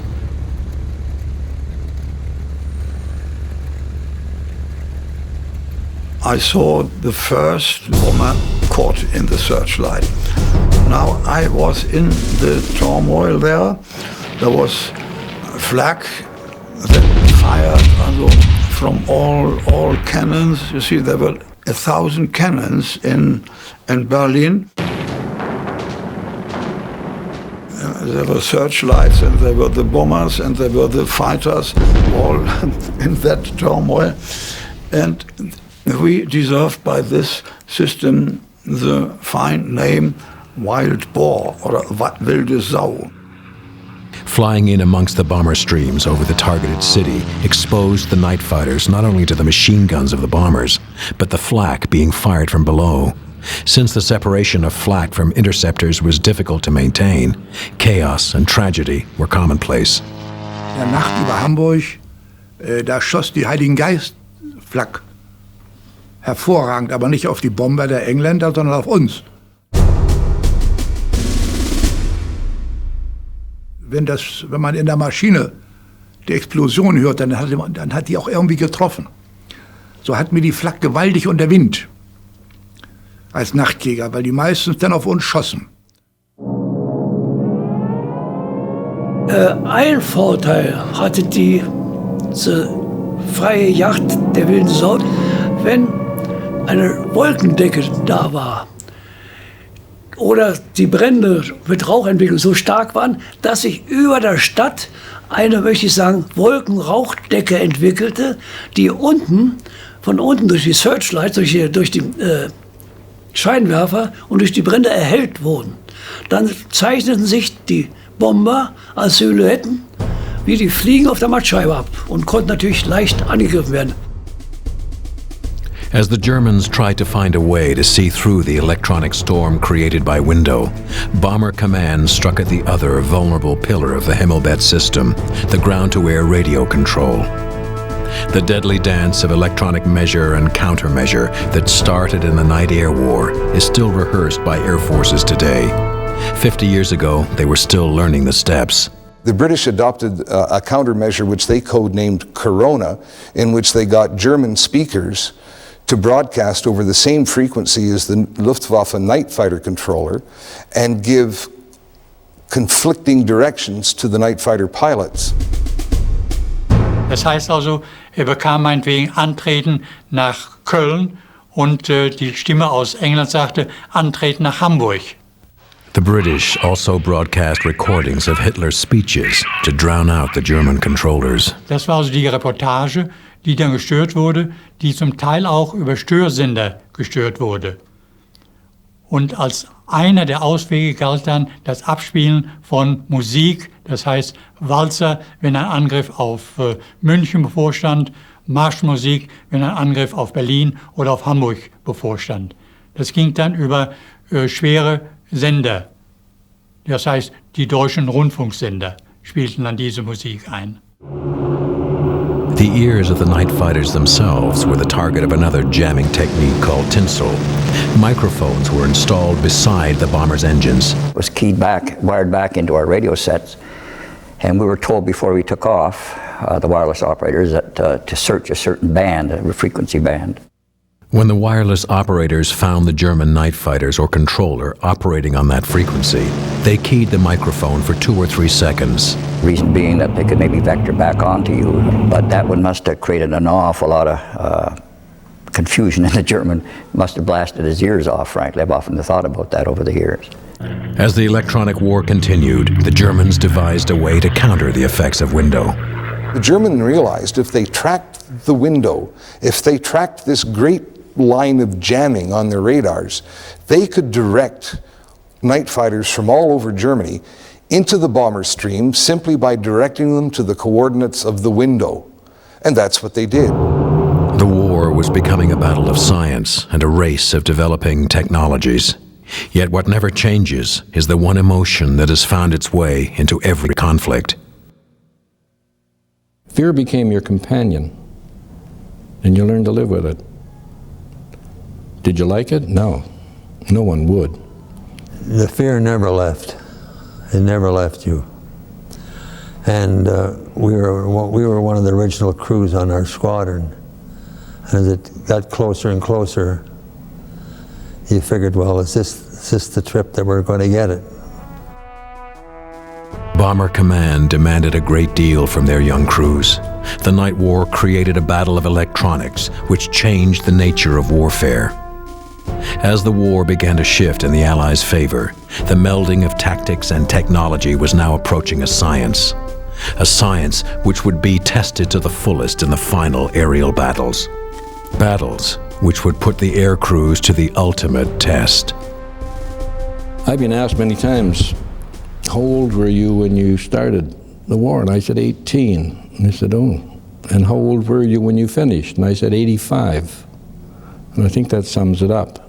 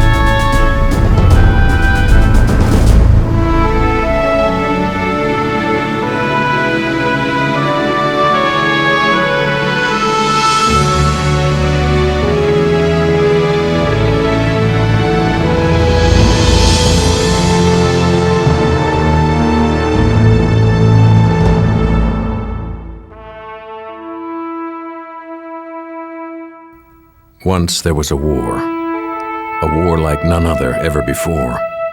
A war cloaked in darkness, lit only by the flash of flares and searchlights, the explosions of bombs and the blaze of burning planes. For the first time in the history of human conflict, a war was fought between men and machines in the air at night.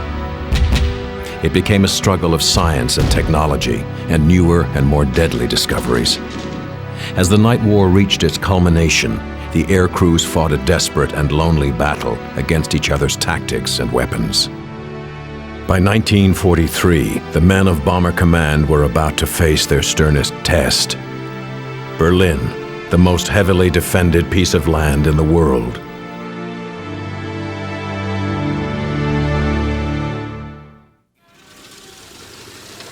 In the beginning, a bombing operation was very, very simple. The orders would come down to send crews to Mannheim or whatever. They'd find a route and they'd fly to Mannheim. That's if they could find Mannheim at all. Well, navigation at that time was very basic. The only aids that you had were radio bearings, and once you were halfway across the English Channel, you had no confidence in them, really. Flugmeldung! Flugmeldung! Aufnahme 4284, 22:33 Uhr. The Germans had developed a defensive system called Himmelbett. It was based on the coordination of searchlights, anti-aircraft guns, and night fighters directed from the ground. It was very successful. Luftwaffe historian Gebhard Aders noted that in 1942, Bomber Command had increased its raids threefold, but the Luftwaffe had multiplied its number of kills by 15. Die Antwort der Royal Air Force auf die steigenden Abschüsse der deutschen Nachtjagd war der Bomberstrom, der zum ersten Mal beim 1000-Bomber-Angriff auf Köln am 31. Mai 1942 durchgeführt wurde. The bomber stream was designed to overwhelm the German defensive system by putting as many bombers through one sector in as short a period of time as possible. Instead of bombers coming separately, they punched through the German defenses like water through a burst dam. Siehe da, das System, das Marshal Harris aufgebaut hatte, funktionierte. Es wurden erstaunlich wenig Flugzeuge abgeschossen, obwohl sie immer wieder einen Himmelbettraum durchflogen. Aber sie stießen nur auf 3, 4, 5, 6 Jäger. Und dann war man durch diese Zone durch und man flog relativ gefahrlos. The bomber stream was a resounding tactical success. The growing Allied industrial power also began to play a significant role. The large four-engined bombers like the Halifax and the Lancaster were beginning to be issued to the RCAF's No. 6 Group, which had been established as part of Bomber Command in the north of England. Both the British and the Germans knew that they could create an electronic storm of false radar signals by dropping a mass of small strips of tinfoil. But both delayed using this for fear of revealing the secret to the other side.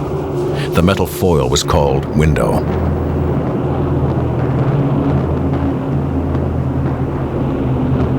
Window was first used over Hamburg. The German defenses were obliterated and the city destroyed.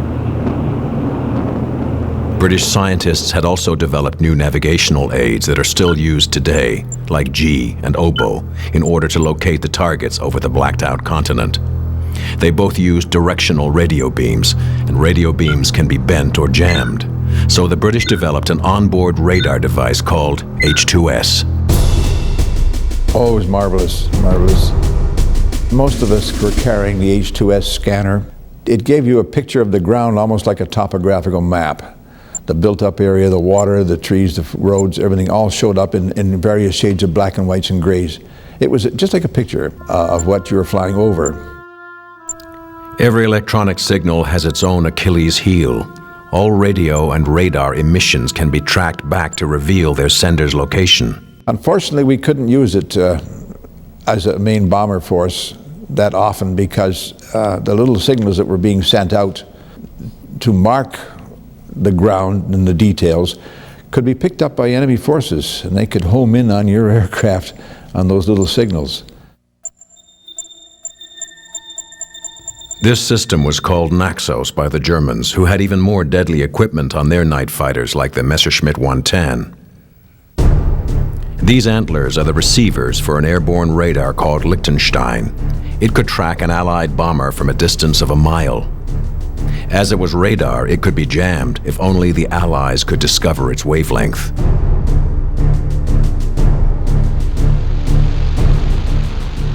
In late 1942, pilot Officer Paulton of the RCAF and his crew flew their Wellington bomber on a suicide mission. It flew alone and seemed to be asking for an attack from the German night fighters. It was shot at 12 times and seriously damaged. This Wellington was not an ordinary bomber. It was packed with secret electronic equipment which measured the wavelength of the night fighter's radar. The badly wounded radio operator was able to transmit this invaluable data to England before the Wellington ditched in the sea off the coast. Miraculously, all the crew survived. Armed with this information, Bomber Command could not only jam Liechtenstein, but also turn it against its users. A passive homing device called Serati was developed by the scientists. It could home in to the Liechtenstein signals from as far away as 80 kilometers. For both sides, the night air war was entering its most dangerous phase.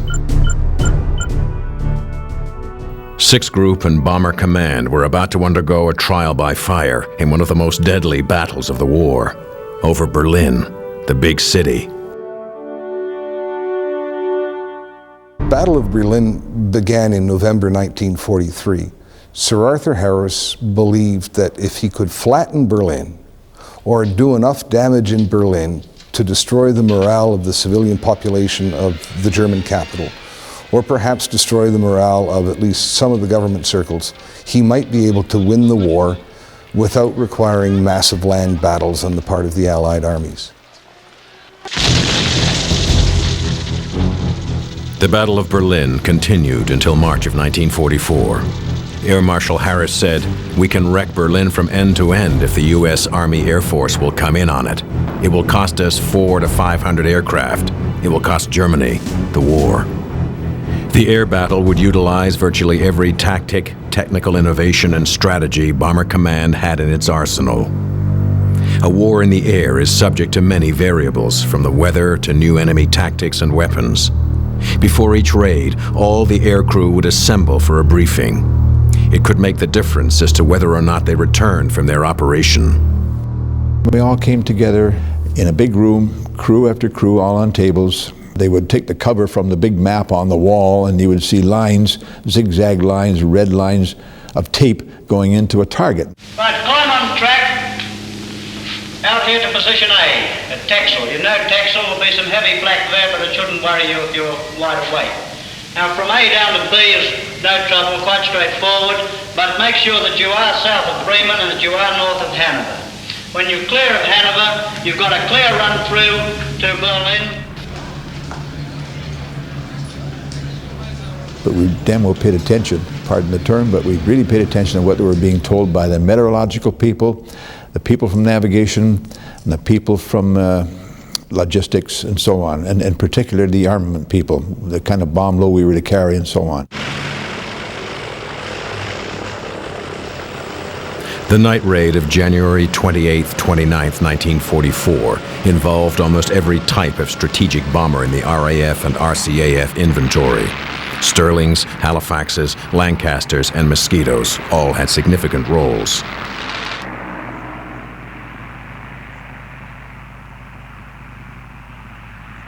It was in fact one of these complexly organized operations that showed just how sophisticated bombing had become by early 1944.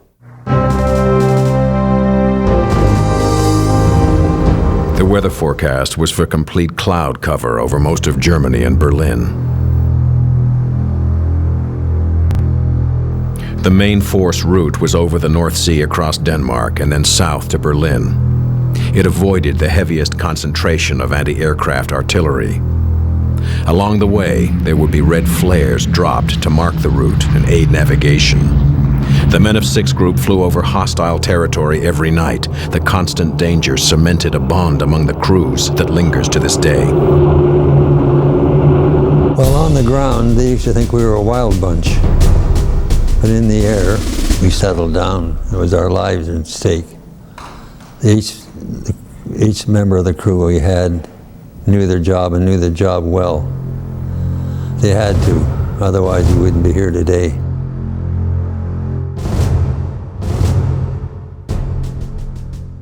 Your life depended on them, how they did their job, and their lives depended on how you did your job, basically. So it was one totally cohesive unit, you know, if it was a good crew, and most people thought they had a good crew and had the best crew.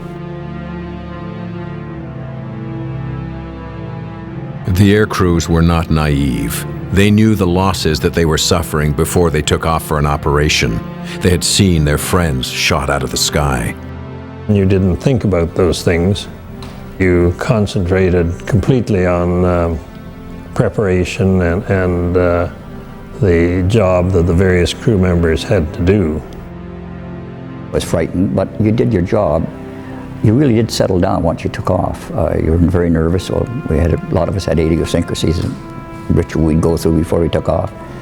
But once you got off the ground, you basically buried your fear, I guess.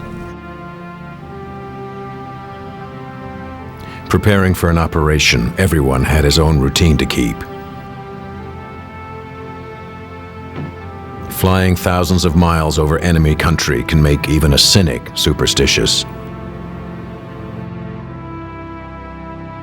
You try to avoid any changes in the routine, such as if somebody in the crew took sick and you had to put in a replacement, you hated to fly with that replacement in your airplane because it broke, if you wish, the spell. We had personal little things. My battle scarf is one of them. I guess everybody had their nervous pee before they climbed into the airplane. That was usually somewhere around the airplane.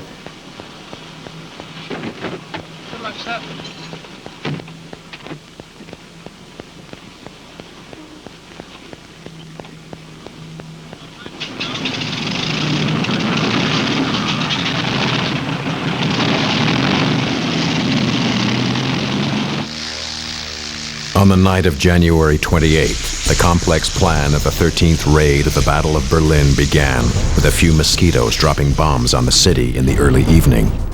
It was a fake or spoof attack. Berlin was on guard. It had been bombed the night before.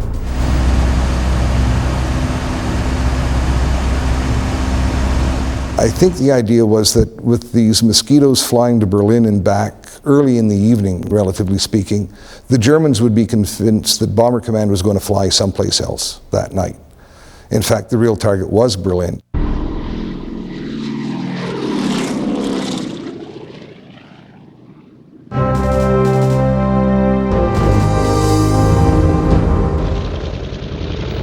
The first mosquitoes had returned to base before the main attacking group of 700 aircraft took off. There were several other raids to disguise the main objective. We also did spoof raids with other aircraft that you'd go into another target to try and make the Germans feel that that was the main target for the night and shift their night fighters over there accordingly. And you drop a certain type of window too, which to their radar would appear that there are a lot of aircraft coming in, whereas there might only be 8 or something like that. 16 Wellingtons scattered leaflets over northern France. 67 Sterlings dropped mines in Kiel Harbor. The main force would follow in their tracks.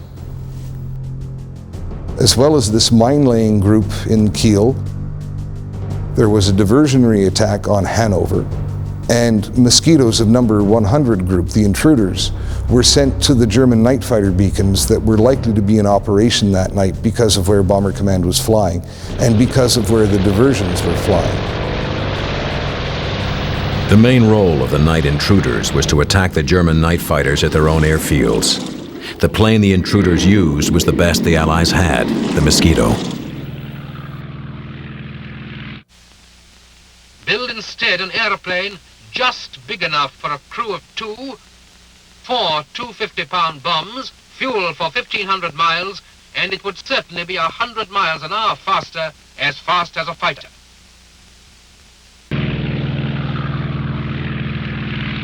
Up until the Hawker Tempest came along and the jets at the end of the war, it was the fastest sort of fighter of the war.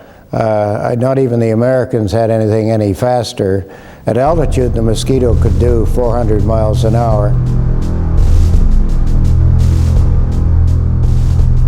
The Mosquito was fast, maneuverable, and had good range. Made of wood and powered by 1,700 horsepower Merlin engines, it could reach 39,000 feet, as high as a 747 flies today. It was almost invulnerable. One squadron flew over 5,000 sorties and only lost 18 Mosquitoes. We had 4 20-millimeter cannons under the floor of the aircraft and 4 303 machine guns in the nose. So in effect we had 8 guns firing forward, so that was quite incredible firepower.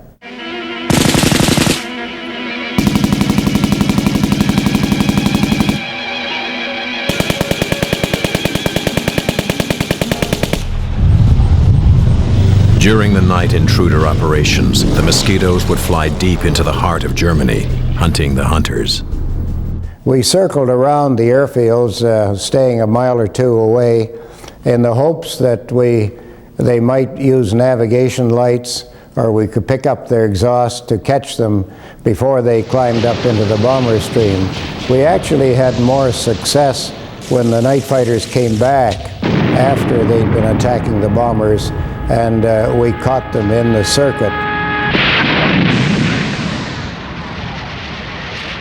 I was landing in Munich, Schleißheim, and they told us, mosquitoes in vicinity, mosquitoes in vicinity. I said, well, you go. I had to land. I had to land because I was short of fuel. The red lamps were on. I was to go as low as possible. I knew every hatch there. I knew the no lights.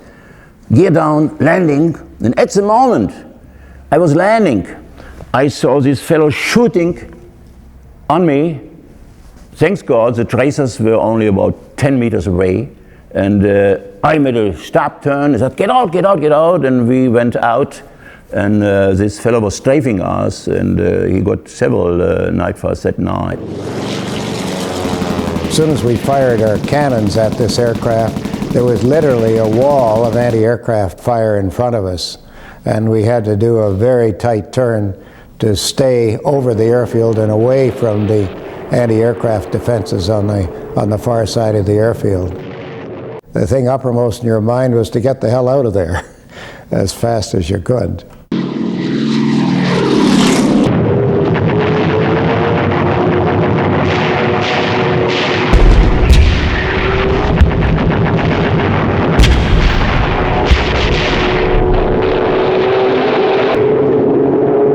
One of the diversionary sites, one of the beacons that they decided to orbit, was a German night fighter field at Leeuwarden in Holland. But all told, there were over 700 aircraft flying towards Berlin and another 150 to 200 flying diversionary missions.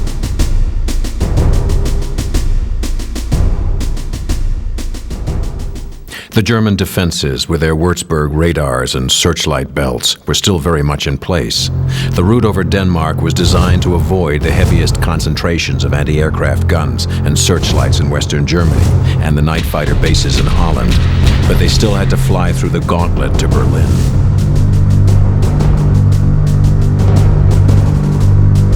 The Allied bombing offensive was now pummeling German cities and towns with larger and heavier raids. The Germans realized they couldn't stop the bombing, so they made attempts to disguise the targets. The Germans understood then that they could mislead the British as to where they were attacking by setting up decoy targets. To an aircrew coming in for a bombing run at 15,000 feet, one burning city looked very much like another. They would set fires that would draw the bombers away from the actual target to a very intensely burning fire that may have been only 10 miles away from the real target. The Germans went to extraordinary lengths to mislead the Allied bombers. If the Bomber Command flare for the night was green, the Germans realized that if they could set green flares off in the distance, they might be able to distract some of the Bomber Command crews, some of the crews, from the real target. But the problem was that although they had always had the lead in chemical industries, the dye-stuff industries, they were never really able to replicate all of the British colors accurately. The bombers could be decoyed, but wherever they flew, they were going to have to face the guns of the most heavily defended place on the earth, Berlin. The final Berlin defenses were the thousands of anti-aircraft guns. Every aircrew's worst fear was to be caught in the searchlights and coned. Well, it was brilliant light. Not unlike this, you really couldn't see any distance. You could only see close up looking at the map, or the pilot concentrating on his instruments, that sort of thing. But the inside of the aircraft was brilliantly lit up. The minute they cone you in searchlights, then somebody starts shooting at you. You see the anti-aircraft coming up, the tracer. Particularly if you're fairly low down, some of the small arms fire is after you, as well as the heavy anti-aircraft guns.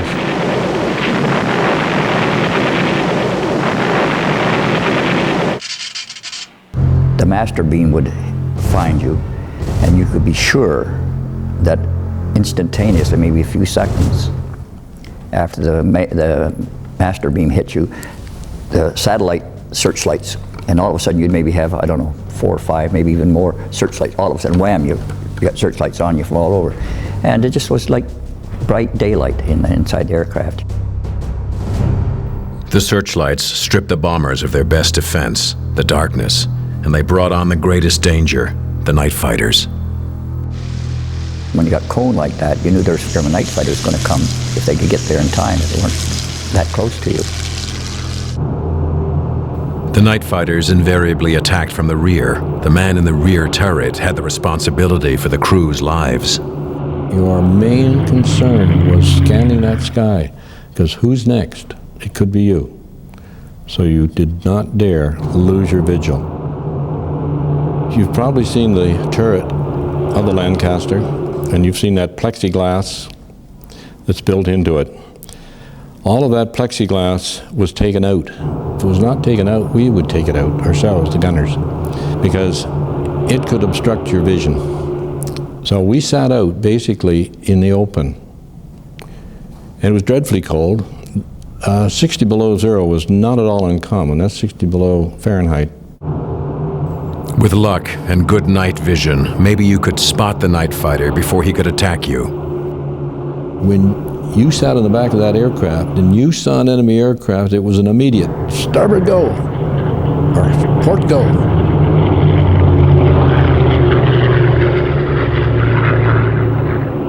The bomber's best defense was violent evasive action, the corkscrew.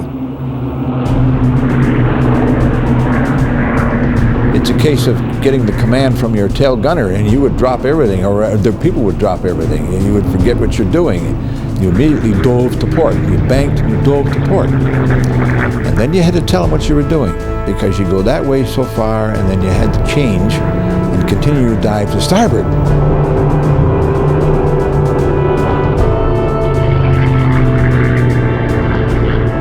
One thing you had to be careful of with violent evasive action, or corkscrews, was the attitude of the aircraft if you were in clouds particularly, or if you got into clouds. You really had to follow your instruments, be very careful with the aircraft. You couldn't lose it. You didn't want to lose it. We had on the Lancaster a 102-foot wingspan, whereas the enemy aircraft was about a 30-foot wingspan. And an aircraft does not do a 90-degree turn in the air. No aircraft does. It skids across the sky. And with the 30-foot wingspan, he skid much further than we did. By the time he would recover his aircraft, we were down in the trough and coming up the other side.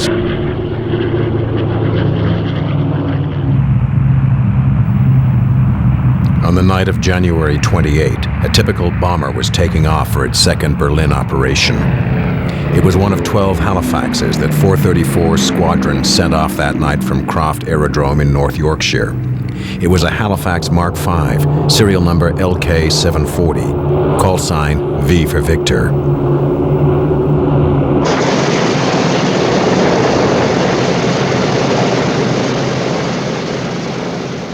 Everyone set for takeoff?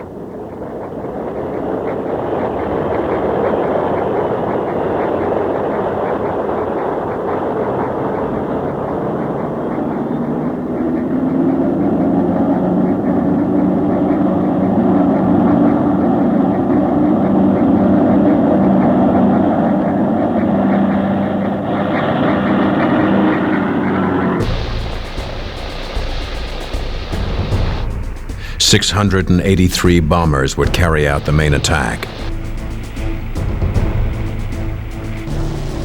The bombing run was to begin at 3:13 a.m. and last for 20 minutes. There would be 5 waves of aircraft. V for Victor was part of the third wave. The main force itself was divided in essentially 2 parts.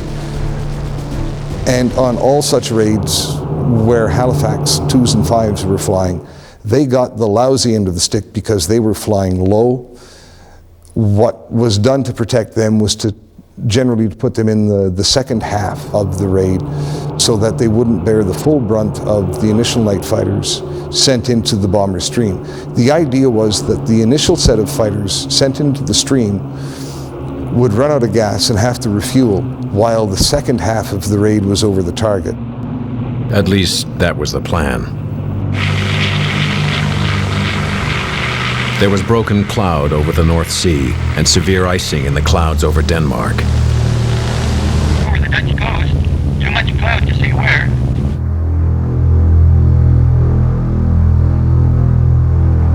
The outside temperature was minus 40 degrees. The thin-skinned aircraft from 434 Squadron joined the bomber stream at 2 a.m., 60 miles west of Denmark. They flew on an easterly course until they turned south at 2:30. They would fly 1,400 miles there and back. There were red route markers dropped over the Danish coast and northern Germany. Wise air crews did not fly near the route markers because the night fighters could see them as well.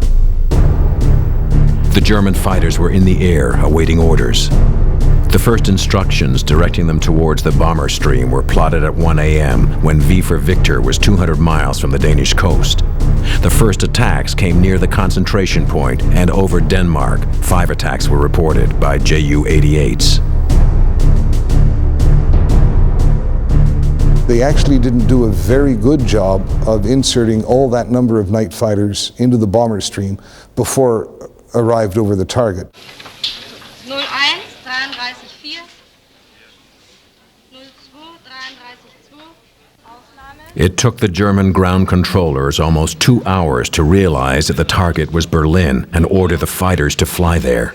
They were hampered by the whole range of Bomber Command's electronic defenses.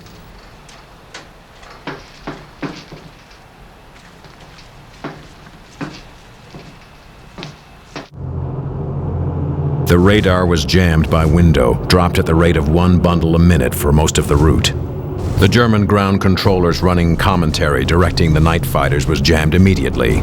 The Germans changed channels, but they too were jammed.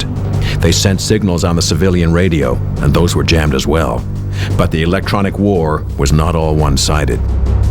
Also added to the repertoire of Bomber Command defensive measures was the addition of aircraft warning radar to Bomber Command aircraft. The first of these was Monica. Monica was tail-mounted radar that sent out a signal to warn of an approaching unseen night fighter. The problem was that the Germans eventually discovered Monica in a shot-down bomber, understood what it was, were able to deduce the frequencies that it was operating on, and they produced a number of devices, the first of which was called Flensburg, which when installed in a night fighter allowed the night fighter pilot to home in on the night fighter warning radars being carried in Bomber Command bombers, so that what had begun to be used as a protective device to protect Bomber Command crews actually ended up setting them up for attack. While comparatively few night fighters penetrated the bomber stream en route, still 12 bombers were shot down before the target was reached. One was V for Victor, which was attacked by a night fighter 30 miles north of Berlin at 3 in the morning. It was seen circling in flames before it crashed. It had been equipped with Monica. All the crew were lost.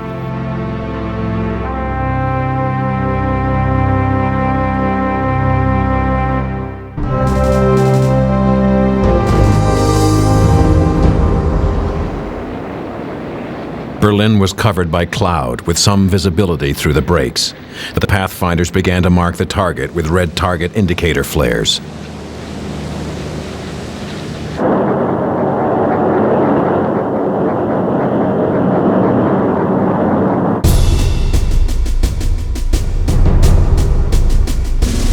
Target markers, brilliant colors of reds and greens and yellows that would mark the target.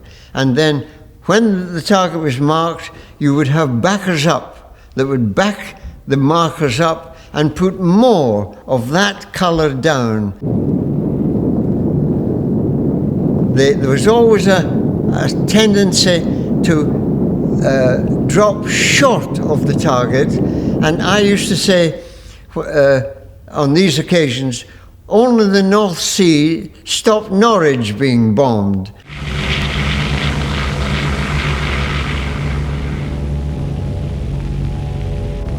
We are now 17 miles off Duisburg.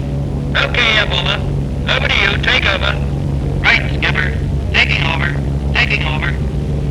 The bombers carried a load of 2 1,000-pound high-explosive bombs and 10 canisters of incendiaries. The explosives would break down the walls and roof, and the fires would destroy the building. Each load was enough to destroy a city block.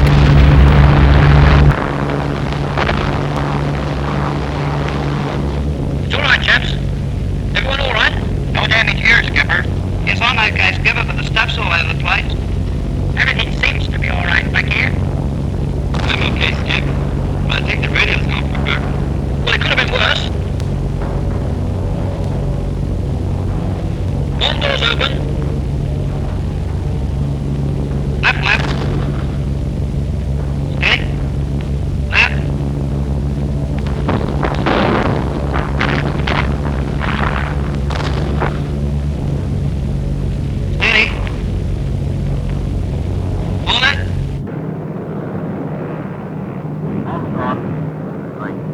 longer enclosed.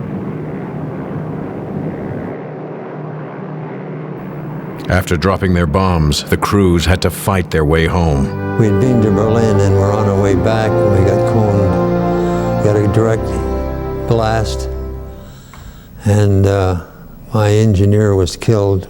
He had a piece about the size of a dime right through his heart. I got hit in the head, and I carried a souvenir still of a piece of flak. Bob Pratt corkscrewed to get away from the searchlights and the flak, but his Halifax was badly shot up. We lost one motor, and the other one was kind of windmilling, so it basically is down to 2.5 engines. Well, at the time you think, well, what do? Do we bail out, or do we head for Sweden, or do we try and get home? So we said, let's take Bert home, who was the engineer. And of course I wanted to get home and get married. So we headed home instead of turning off to go to Sweden. Almost 2,000 tons of bombs were dropped.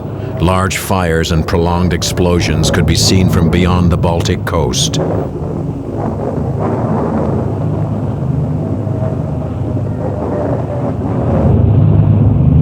English coast below. Oh, good work. Nothing to worry about now. The attack was considered to be a success. The aircraft returned to base at 8:25 a.m. Bomber Command lost 44 aircraft. 434 Squadron lost 5 of the 12 aircraft it sent out.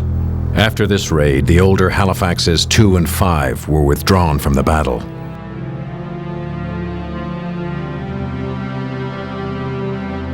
The Berlin authorities reported that 90 Berliners had been killed in the raid and 292 wounded.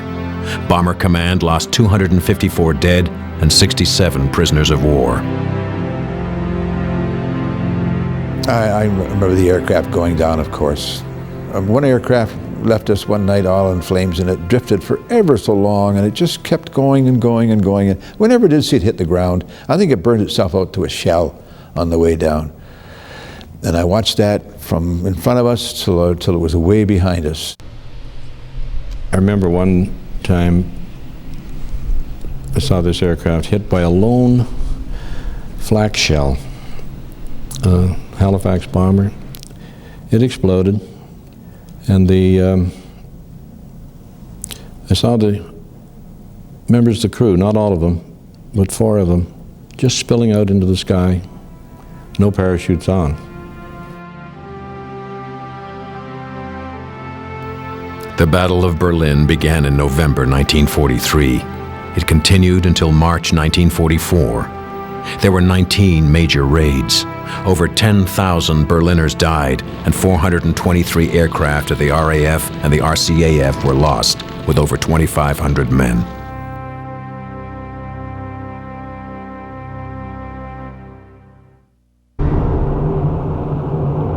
Berlin was the deadliest battle that Bomber Command fought. The technical advantages and the industrial might of the Allies shifted the momentum of the war in their favor.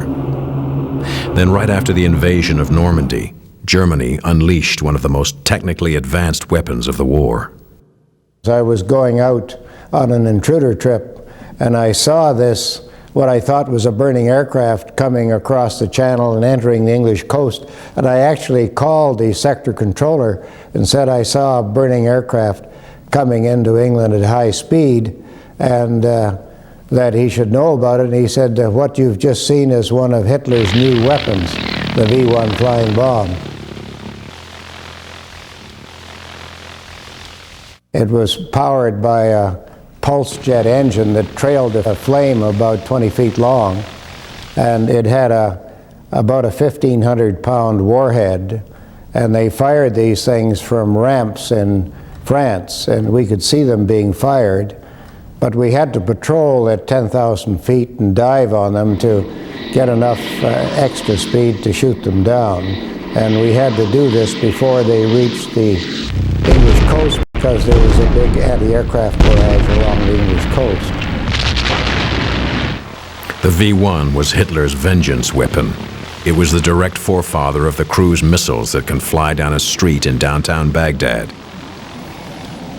The V-1 carried enough high explosive to destroy a large building or a pursuing fighter.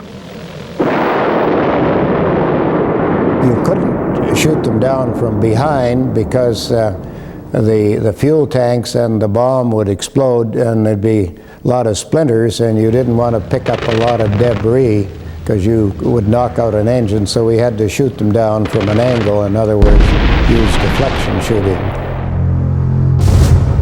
The German technical threat was not over yet. In September 1944, a mysterious explosion destroyed a building in London. At first, they thought it was a gas line rupture. In fact, it was the first long-range ballistic missile, the V-2. 4,000 were launched against the Allies. Even those numbers were too few to change the course of the war. The Allied bombing continued around the clock as their armies were closing in on Germany from the east and the west. The war of technology and tactics was rapidly coming to its final conclusion. The odds heavily favored the attackers, who could now produce aircrew and aircraft faster than the Germans could shoot them down. In a last desperate attempt, 200,000 schoolboys were called up to man the flak batteries. There was a fire from 1,000 cannons, and there were nearly 1,000 bombers, and it was a noise of flak as fine, and the flak splinters produced sparks on the ground, and the incendiary bombs hang partly in the trees and on the roofs, and even on the roof of the flak bunker. One cannot imagine what it was then. It was a noise of hell. I cannot describe it. Between 39 and 45, Bomber Command had probably 125,000 or so air crew fly at least one operational sortie. Of that number, just over 47,000 were killed, another 10,000 became prisoners of war, and 7,000 or 8,000 more, if I remember correctly, were killed in flying training accidents. So that the total casualty rate is well above 50%. You had less than a half 1 in 2 chance of surviving an operational tour in Bomber Command. Peter Spoden's first kill was a Lancaster over Peenemünde. Many years after the war, he was asked about it. Martin Middlebrook came into my house, and he was writing several books, and he asked me about Peenemünde. And he gave me then a list of the crew. That time I was flying for an airline as a pilot. I was married. I had 4 boys in the age of 20, 22. Nice, fine fellows. I love very much. And he gave me the list of the crew I had shot down. Flight officer, 23 years old. Navigator, 21. Gunner, 18. Upward gunner, 19.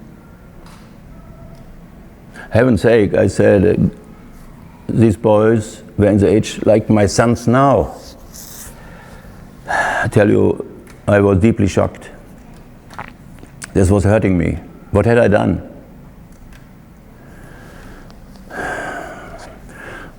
How would I feel if my sons would be killed now in a war? Terrible.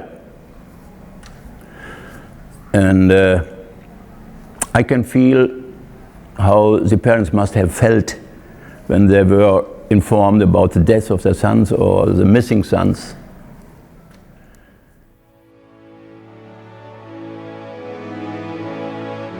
At the end of the war, the veterans buried their dead. They came home and put the war behind them. They went back to work and built the country we know today. They left a legacy of freedom and prosperity, paid in full. We may never see their kind again. Hope there's never another war like it. I think once The war is over, let's let it lay. No more wars.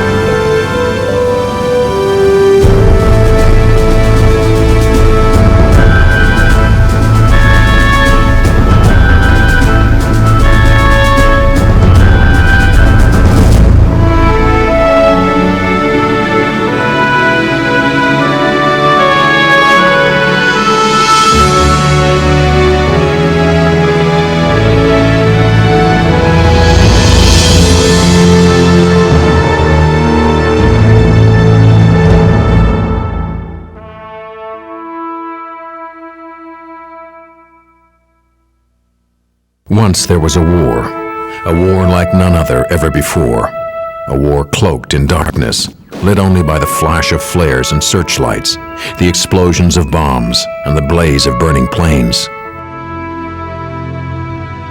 For the first time in history, a war would be fought in the air and at night. What made it possible was a burst of technical innovation by scientists and engineers, spurred by the quest for victory and the fear of defeat.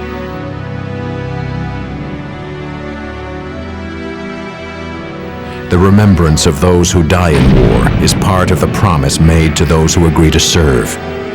But how can they be remembered if the circumstances in which they died become unknowable? He was out to get us and we were out to get him. It was fair game. He was trying to kill us and we were trying to kill him. A modern schoolboy looking at a suit of armor can imagine the Battle of Agincourt more vividly than he can imagine the trials of a World War II pilot if he's never seen the planes in which they flew. Before the war, the only regularly scheduled aircraft on transatlantic flights was the flying boat, because no one trusted airplanes enough to fly the Atlantic in anything that didn't float. 2 years into the war, planes routinely flew the Atlantic, literally in the thousands. Preserving all that change and innovation was and is impossible. But at war's end, little effort was made to preserve any of it. The Canadian Warplane Heritage Museum at Hamilton, Canada's International Airport is one such place of preservation, reconstruction, and remembrance. But I do remember a stream of white smoke flowing away from that inboard engine. And very shortly, the wing broke away from the aircraft all by itself, went overhead, spiraled down, and the aircraft went upside down and spiraled down through the bomber stream. How it didn't strike other bombers, I don't know. Each airplane type began as an idea, and the way in which these flying ideas followed one another marks an evolution that is only knowable if the aircraft themselves are preserved, not as static relics, but as flying machines. The weaknesses of each that led to the next evolutionary step can then be felt, seen, and appreciated.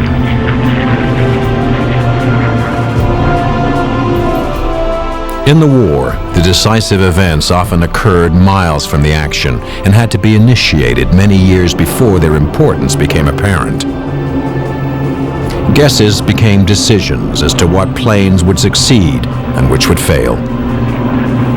I can tell you that in 1944, our losses prior to that had been quite severe, and our losses continued to be severe. Nowhere were these guesses more important than in deciding what planes would best prepare pilots to fly aircraft not yet off the drawing boards, with specifications as yet unknown.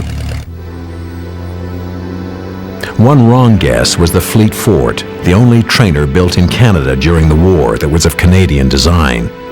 The Royal Canadian Air Force did not want to buy it, and their doubts proved valid. The Fleet Fort as a trainer flew so well and so easily that it proved unsuitable for the transition to combat aircraft.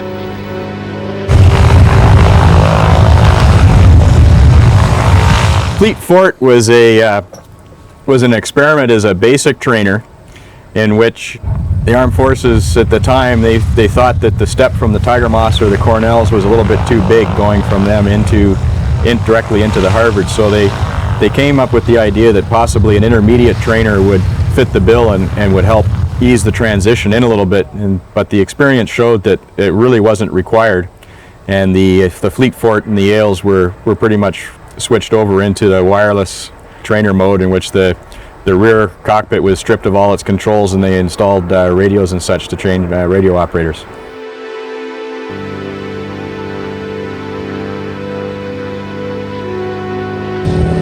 The workhorse of pilot training was the Harvard, named appropriately enough given its teaching role after Harvard University.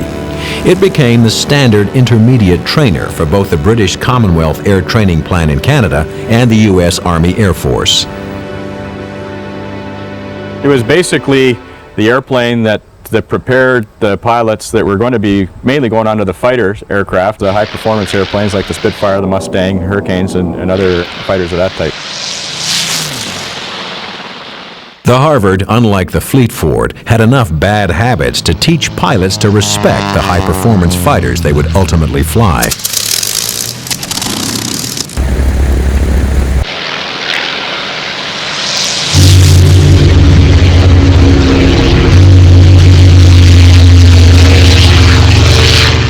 In 1939, the Canadian government desperately wanted to avoid suffering the kind of massive casualties that had produced a conscription crisis in the First World War.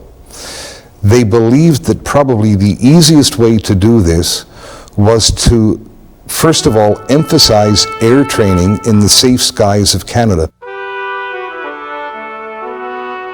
With airfields located beyond the reach of any enemy, Canada became what President Franklin Delano Roosevelt would call the aerodrome of democracy.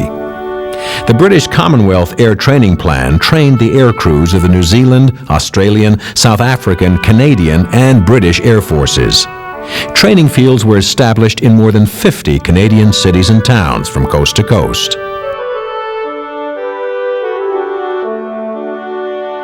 Pilots and other air crew had to be trained in carefully graduated steps if they were to effectively operate high-performance combat aircraft.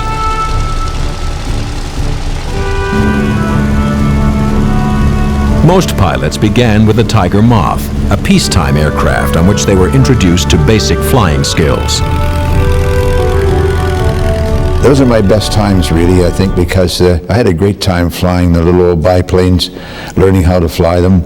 And they were exciting times for me because I was an 18-year-old at the time.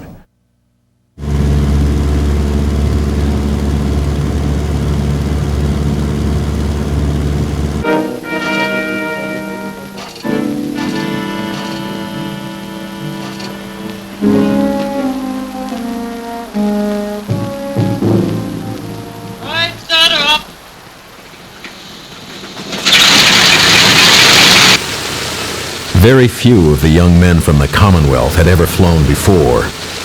In a matter of months, they passed from a state of total ignorance to moving huge machines at night, in conditions so crowded both in the air and on the ground that no commercial operation would tolerate them for a moment. The key to this transition, once the basic skills were mastered, was the Harvard. Fairly high performance. It's nowhere near as high performance as some of the fighter airplanes, but it has the same type of characteristics where it's a little bit unstable, quite demanding to fly, especially on the runways, and it has a pretty nasty stall spin characteristic, but otherwise it's a very nice airplane to fly.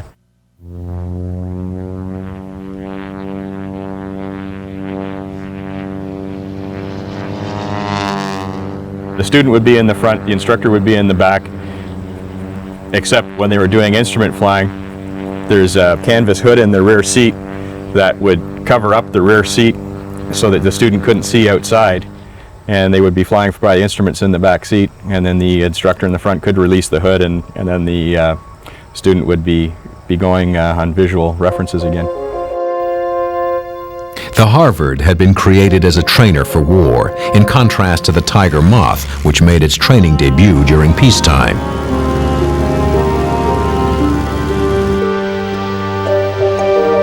The Bolingbroke, Canada's version of the Bristol Blenheim, was a failure as a medium bomber.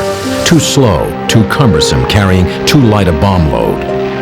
But after this harsh judgment rendered by the rigors of war, Canada would build 687 of them. The Bolingbroke, after being retired from Europe, supplied 8 RCAF maritime squadrons on anti-submarine patrol. The rest were destined to become training planes, used to teach bombing, gunnery, and wireless under combat conditions, for which it proved to be ideal. The British licensed Fairchild Company, aircraft company in Canada, Longueuil, Quebec, to produce the Bristol Blenheim into a Canadian-made aircraft. At that time, there were some modifications made to the aircraft. Originally, it had a short nose, and there were changes at 1939. They installed a longer nose to accommodate the navigator and bombardier.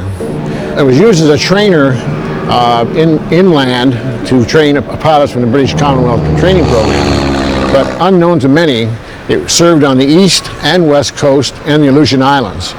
But this particular aircraft will be restored to the 119 Hamilton Tiger Squadron, which served in Yarmouth, Nova Scotia, on submarine patrol in the St. Lawrence. Like some aging, determined vet, the Bolingbroke retired to life as a trainer, but kept finding ways to get back to the fighting.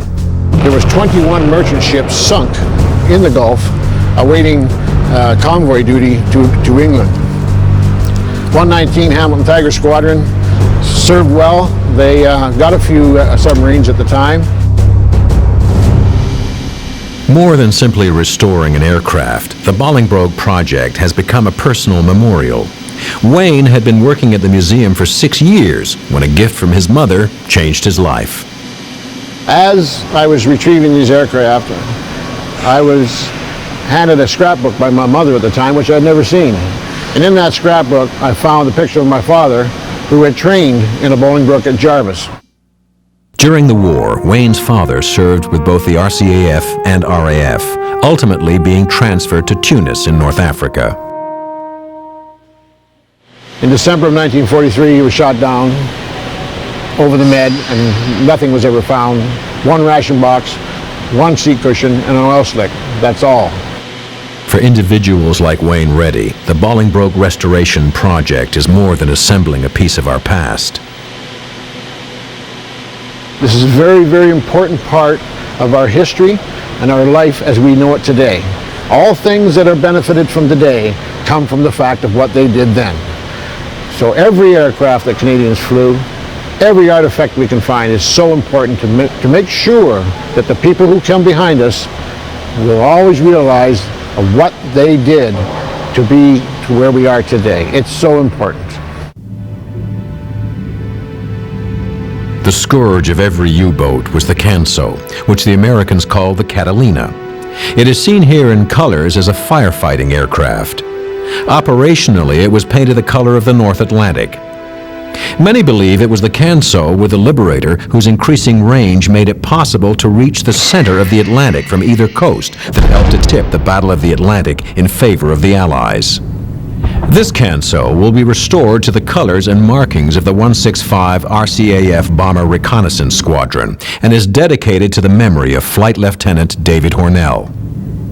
Bud Hornell, a Manitoban flying a Canso flying boat on reconnaissance, spotted a German submarine. The two exchanged fire and both were hit, but Hornell pressed the attack, sustaining more damage before sinking the U-boat with two well-placed depth charges on either side of it. Hornell had to ditch, and the shattered hull sank immediately, leaving 8 men to occupy one raft. 3 would die in the 24 hours before rescue came. One of the dead was David Ernest Hornell, posthumously awarded the Victoria Cross.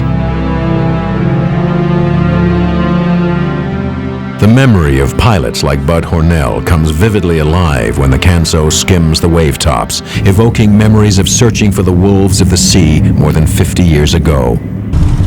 The training planes of the British Commonwealth Air Training Plan were painted a bright yellow so they could be easily spotted in the air and on the ground, where a large number flown by students ended up. Combat aircraft were camouflaged black to blend into the night if looking up, and contoured with brown and green to blend with the ground if looking down. In addition to training and combat roles, aircraft were being pressed into service for roles not even contemplated in the First World War. The world's most successful aircraft in terms of longevity is the DC-3, or in its military designation, C-47, the Dakota.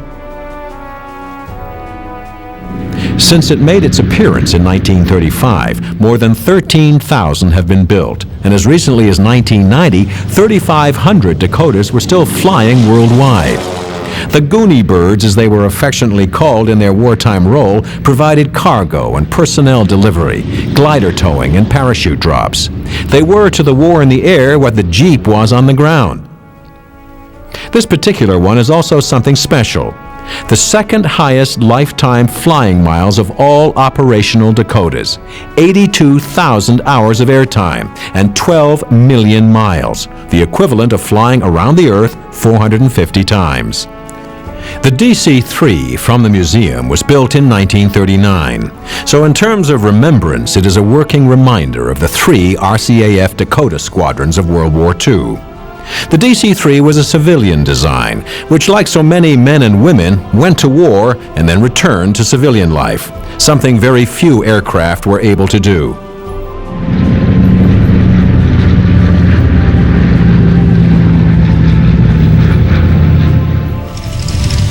The B-25 Mitchell bomber was the workhorse of the American Air Force, particularly in the Pacific. Not designed to take off and land from carriers, 25 of them were launched from the U.S. aircraft carrier Hornet in April 1942 in the first raid on Tokyo. Those that survived and weren't shot down flew on to land in China. The raid was a token one, meant mainly to jolt Japanese morale only 5 months after Pearl Harbor.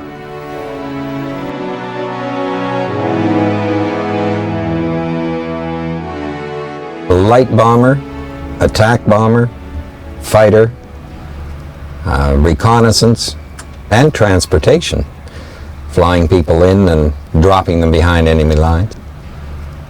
Well, the B-25 was one of the most versatile Second World War aircraft in the fighter role and the bomber role that we had, and including little things like the carrier takeoff for the first raid on Japanese territory. It's really an airplane that has not been replaced in its role or couldn't be replaced in its role during the war. At max power, it would certainly wind up to 300, and that in its day was quite a speed for this size of aircraft. Certainly not in the category of necessarily the Mosquito or the Hurricane or the Spitfire, but very, very quick for the size and weight. This aircraft again was up to 30,000 pounds gross, and that is a big payload.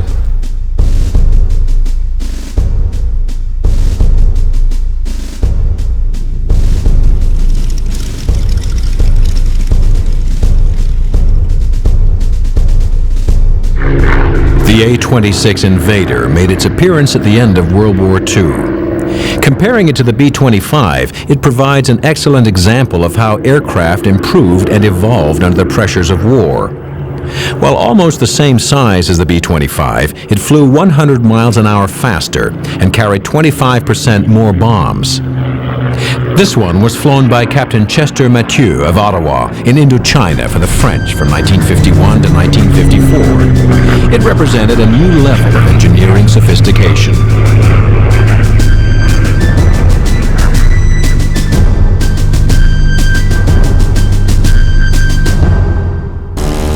One of the most enduring symbols of remembrance is the Harvard, which dotted the Canadian skies during the war. The snarl of the Harvard is the sound of the propeller. When you get up to the higher RPM, for which you would be doing takeoff and climb, the tips of the propeller are approaching the speed of sound, and it's actually the shock wave off the tips of the propeller that is what makes the snarl.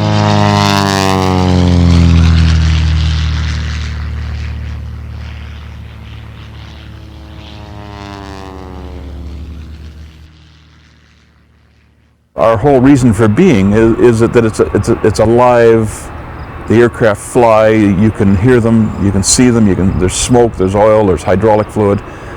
There is a place for a static museum. A lot of those aircraft are one of a kind, and I think that when we get down to one of a kind, that maybe those airplanes should be preserved in a static state.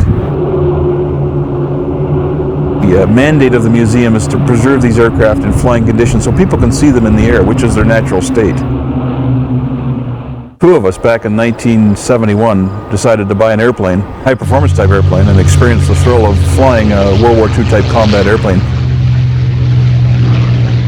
We looked around looking for a Spitfire. Of course, everybody wanted a Spitfire. That was the epitome of a World War II fighter as far as we were concerned. We found this Firefly in Australia that, in researching it, found out that there was actually one in North America that was for sale. Raised the money and bought the first airplane, which is the Firefly, the same as the one that you see behind me here. We thought it would be one airplane, go and have some fun. But as we got into it, we realized that nobody had preserved aircraft of this type in Canada. Any aircraft of this type that were in Canada were ending up in the United States or Great Britain. From that point, we had another one or two aircraft donated, and that's how it started. It was almost like Topsy. Nothing planned that way. Then in early 1993, disaster struck a near-fatal blow to the efforts of Dennis Bradley and his colleagues. On a fateful Sunday night, part of our hangar caught on fire. It wasn't caught until the morning, and it was a serious blow to the museum. We lost 5 airplanes, plus all our records, archives, spare parts. It was a real downer, if you like. And I don't think we emotionally have ever recovered from it. We lost the Hawker Hurricane, we lost the Spitfire, TBM Avenger, an Oster.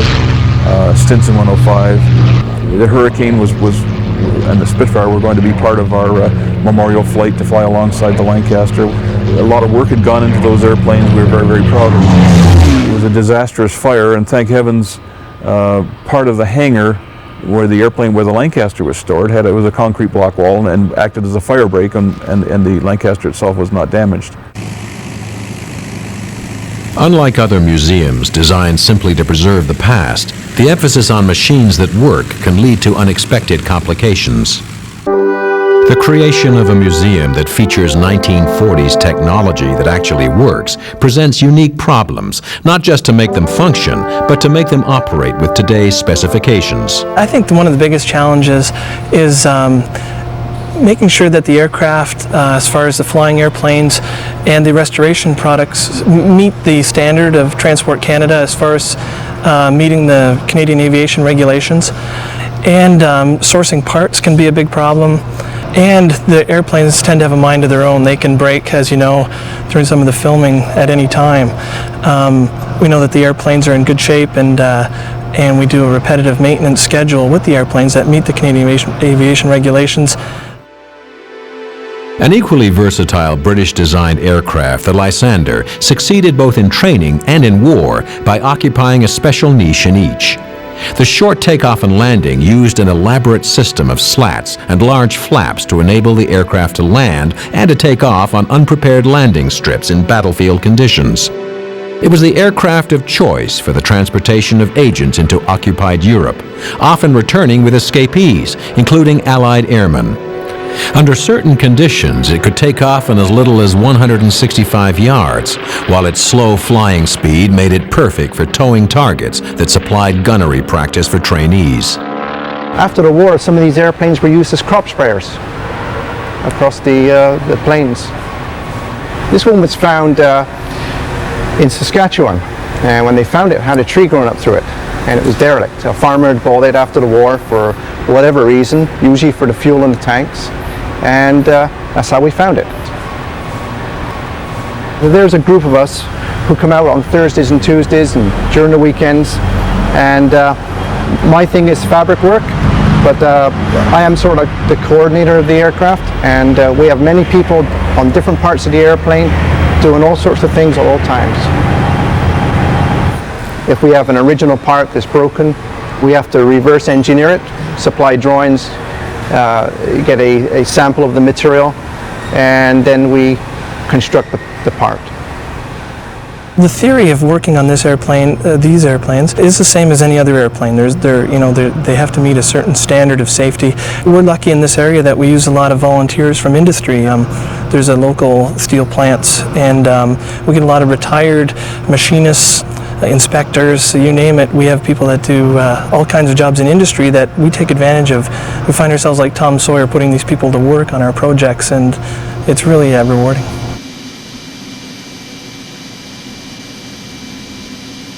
Well, right now we're to the point where we're putting fabric on the surfaces, as you see. The engine is away to an American shop being overhauled. The engine was supplied to us by the National Museum in Ottawa.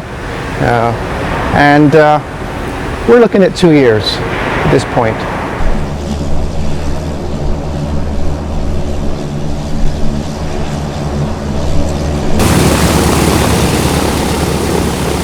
There's no pressurization whatsoever in these old airplanes. That's one of the reasons they last so long, is because there's no stress from the pressurization. Modern airliners, well, for starters, they have air conditioning. They have a great deal of power. They have a nose wheel, makes them easier to maneuver on the ground. It gives them more versatility for taking off and landing in strong winds. When you move the controls in a modern airplane, you're actually moving against a spring, so they tend to be a little lighter and the controls are much more effective. This airplane with its tail wheel is limited when it's really windy, as you probably noticed today taxiing around in it. The controls are moved by muscle power, and they're not nearly as effective as they are with more modern airplanes. But it's a great airplane, nothing wrong with it.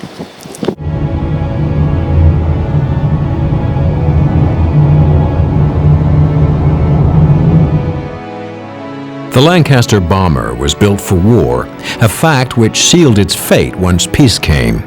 Of all 7,300 of them built, 400 in Canada, there are only 2 left in the world still flying.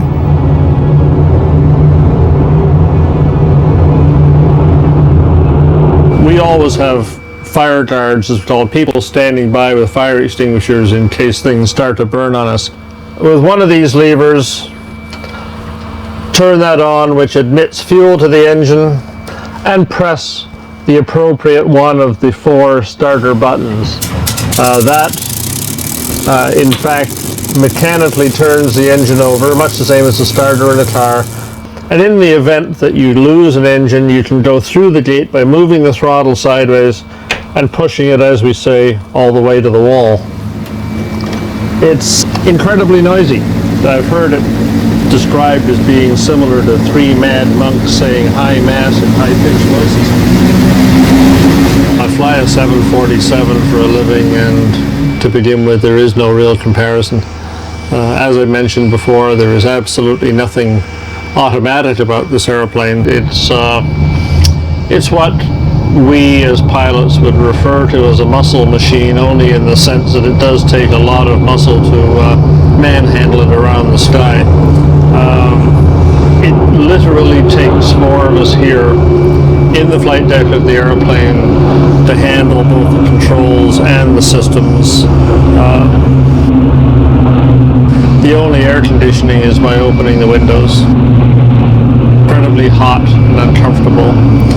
It is not a user-friendly airplane as people would describe them now, but that it was never designed to be. And we have attempted, insofar as possible, to keep it close to the original. We have not installed any creature comforts. The only basic additions are those which, for safety reasons such as communication and navigation, are insisted upon by Transport Canada in order to enable us to fly the airplane safely in the air traffic system as we now find it.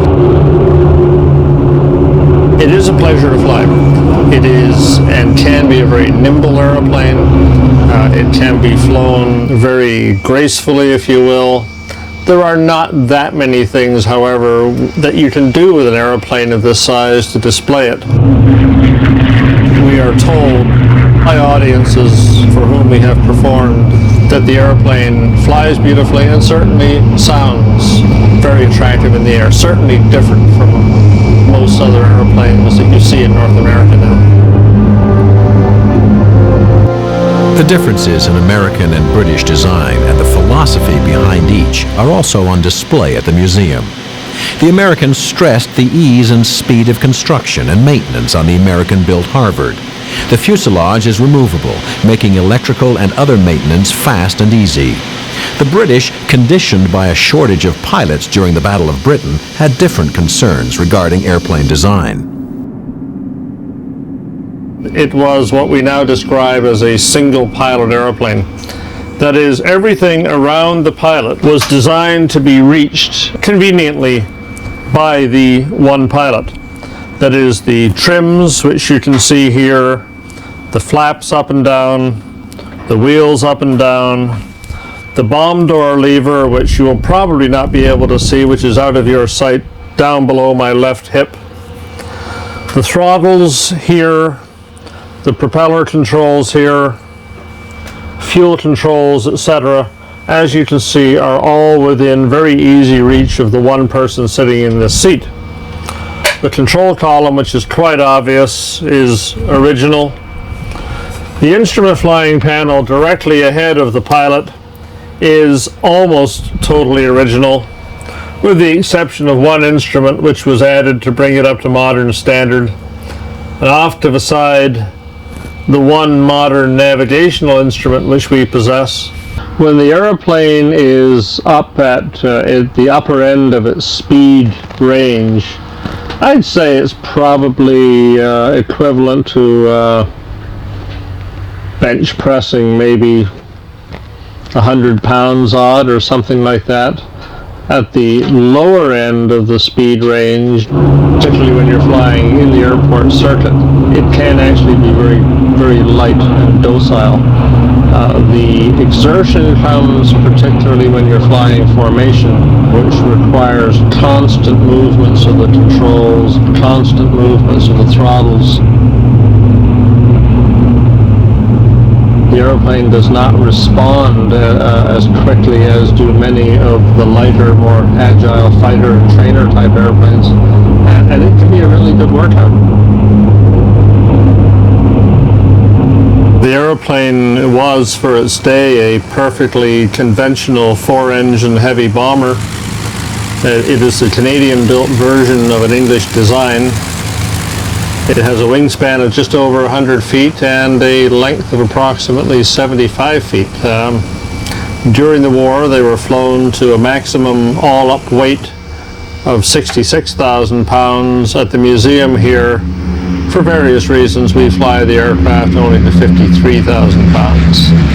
It is relative to modern airplanes. There is absolutely nothing automatic about the airplane.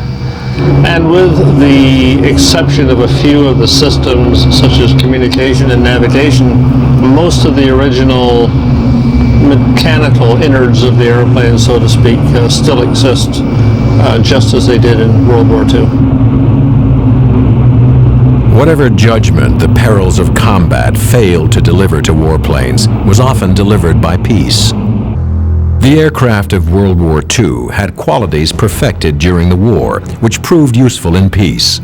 But some, like the high-performance fighters, were simply war machines quickly rendered obsolete as faster, higher performance, and more deadly aircraft were created.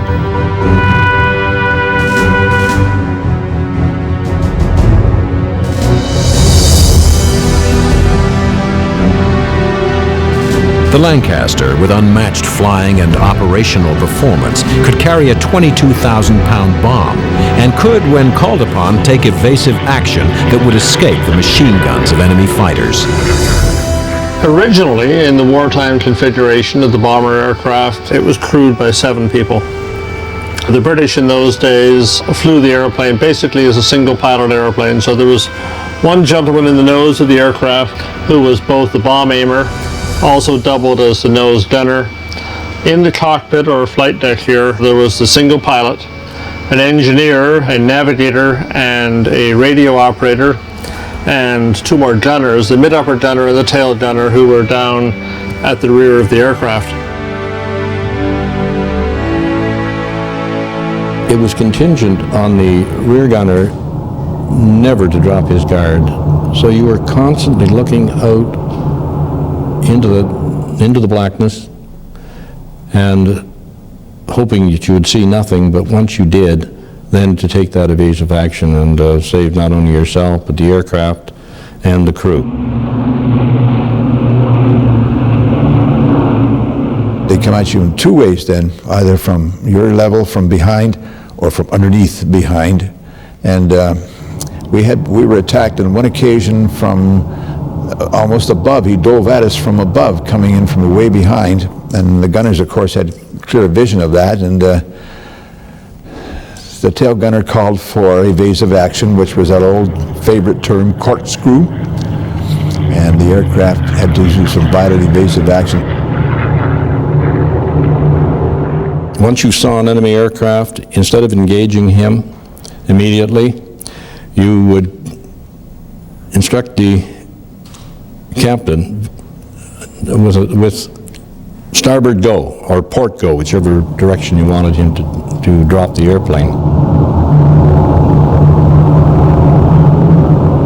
And I remember seeing tracer fire passing over the port wing as I was doing my dive to port before changing to the dive into the starboard and then rolling to come up starboard.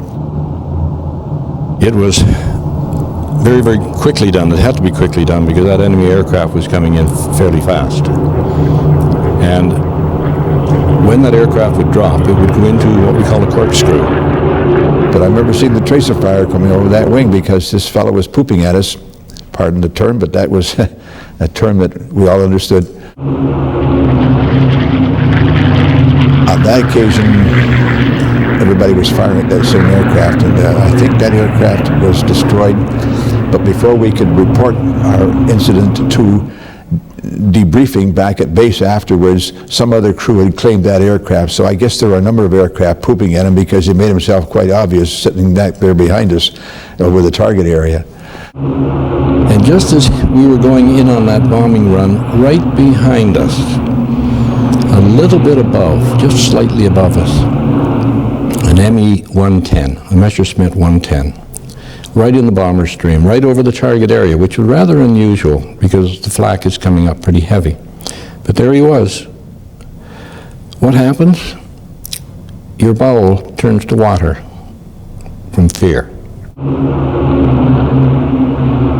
Another occasion we had to go into evasive action when the gunner spotted somebody coming up from below. And that was away from the target into the night. And good old cat's eye vision was necessary, and I could yaw the aircraft back and forth somewhat to let him have a good look below.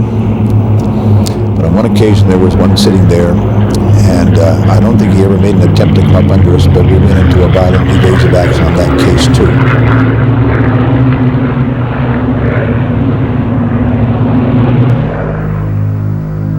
Many of the most heroic deeds of Canadian airmen took place in Lancasters.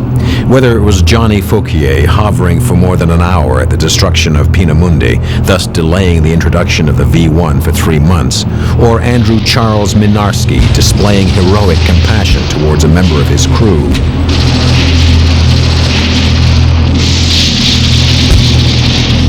In June 1944, Minarski's Lancaster was shot down by a German fighter.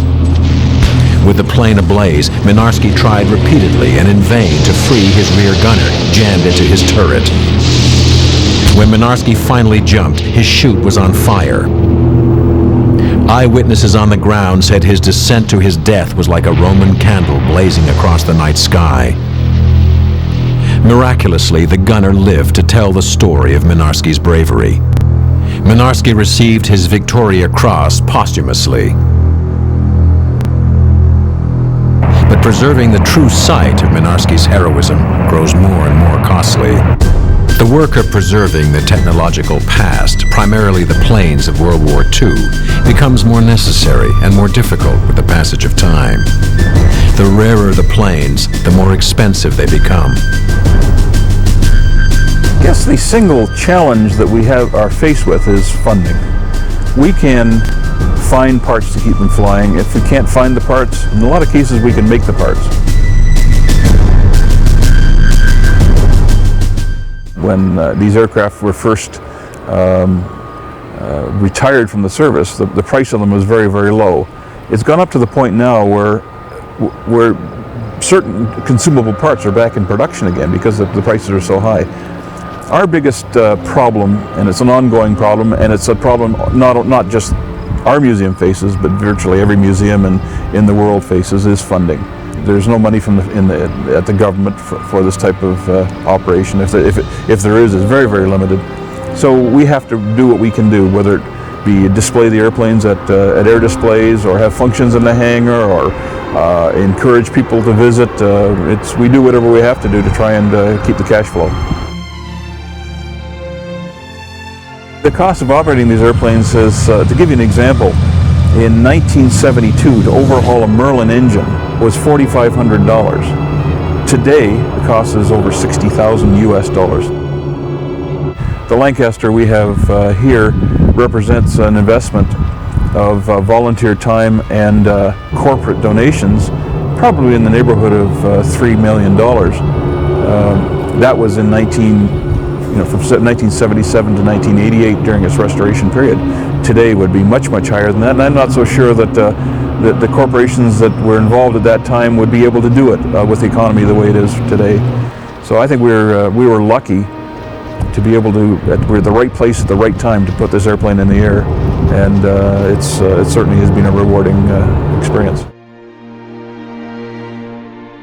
We don't have an active acquisition program as such, because we do have 2 aircraft being restored, 1 more waiting to be restored. And as aircraft continue to increase in price, where we paid in 1984 $385,000 for the Hawker Hurricane, today on today's market it's $1.3 million US. If this continues, it's going to become more and more difficult to add some of the more exotic airplanes to the collection. I guess we will continue to work with corporate donors and individuals who would like to see these airplanes preserved and have the aircraft donated. Is probably the only way we're going to be able to add to the collection some of these exotic airplanes we want.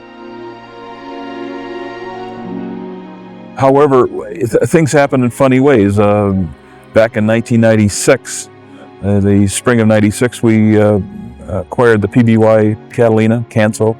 It was donated by two of our members right out of the blue. We didn't expect it to happen. So these things happen, and I hope will continue to happen.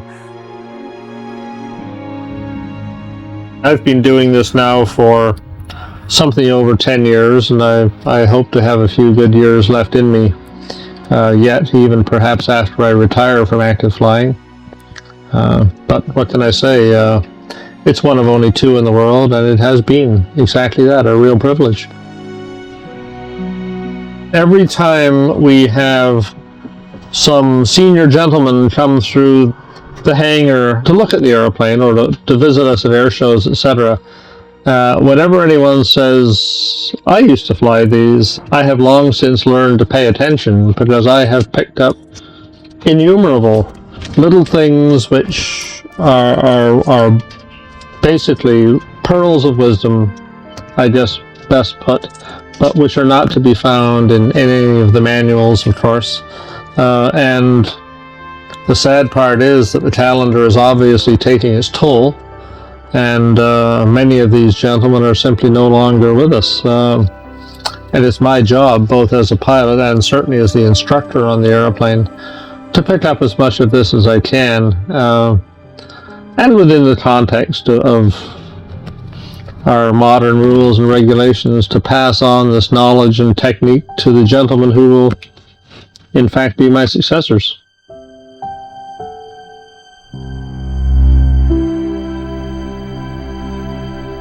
Nothing at the Canadian Warplane Heritage Museum better illustrates its purpose than the Lancaster.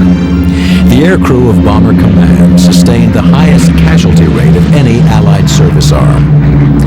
With the Lancaster, an important part of the collective memory concerning the events of World War II and their sacrifice is preserved. Without it, they are lost. Words and pictures cannot preserve the experience of the thing itself, which is the aim.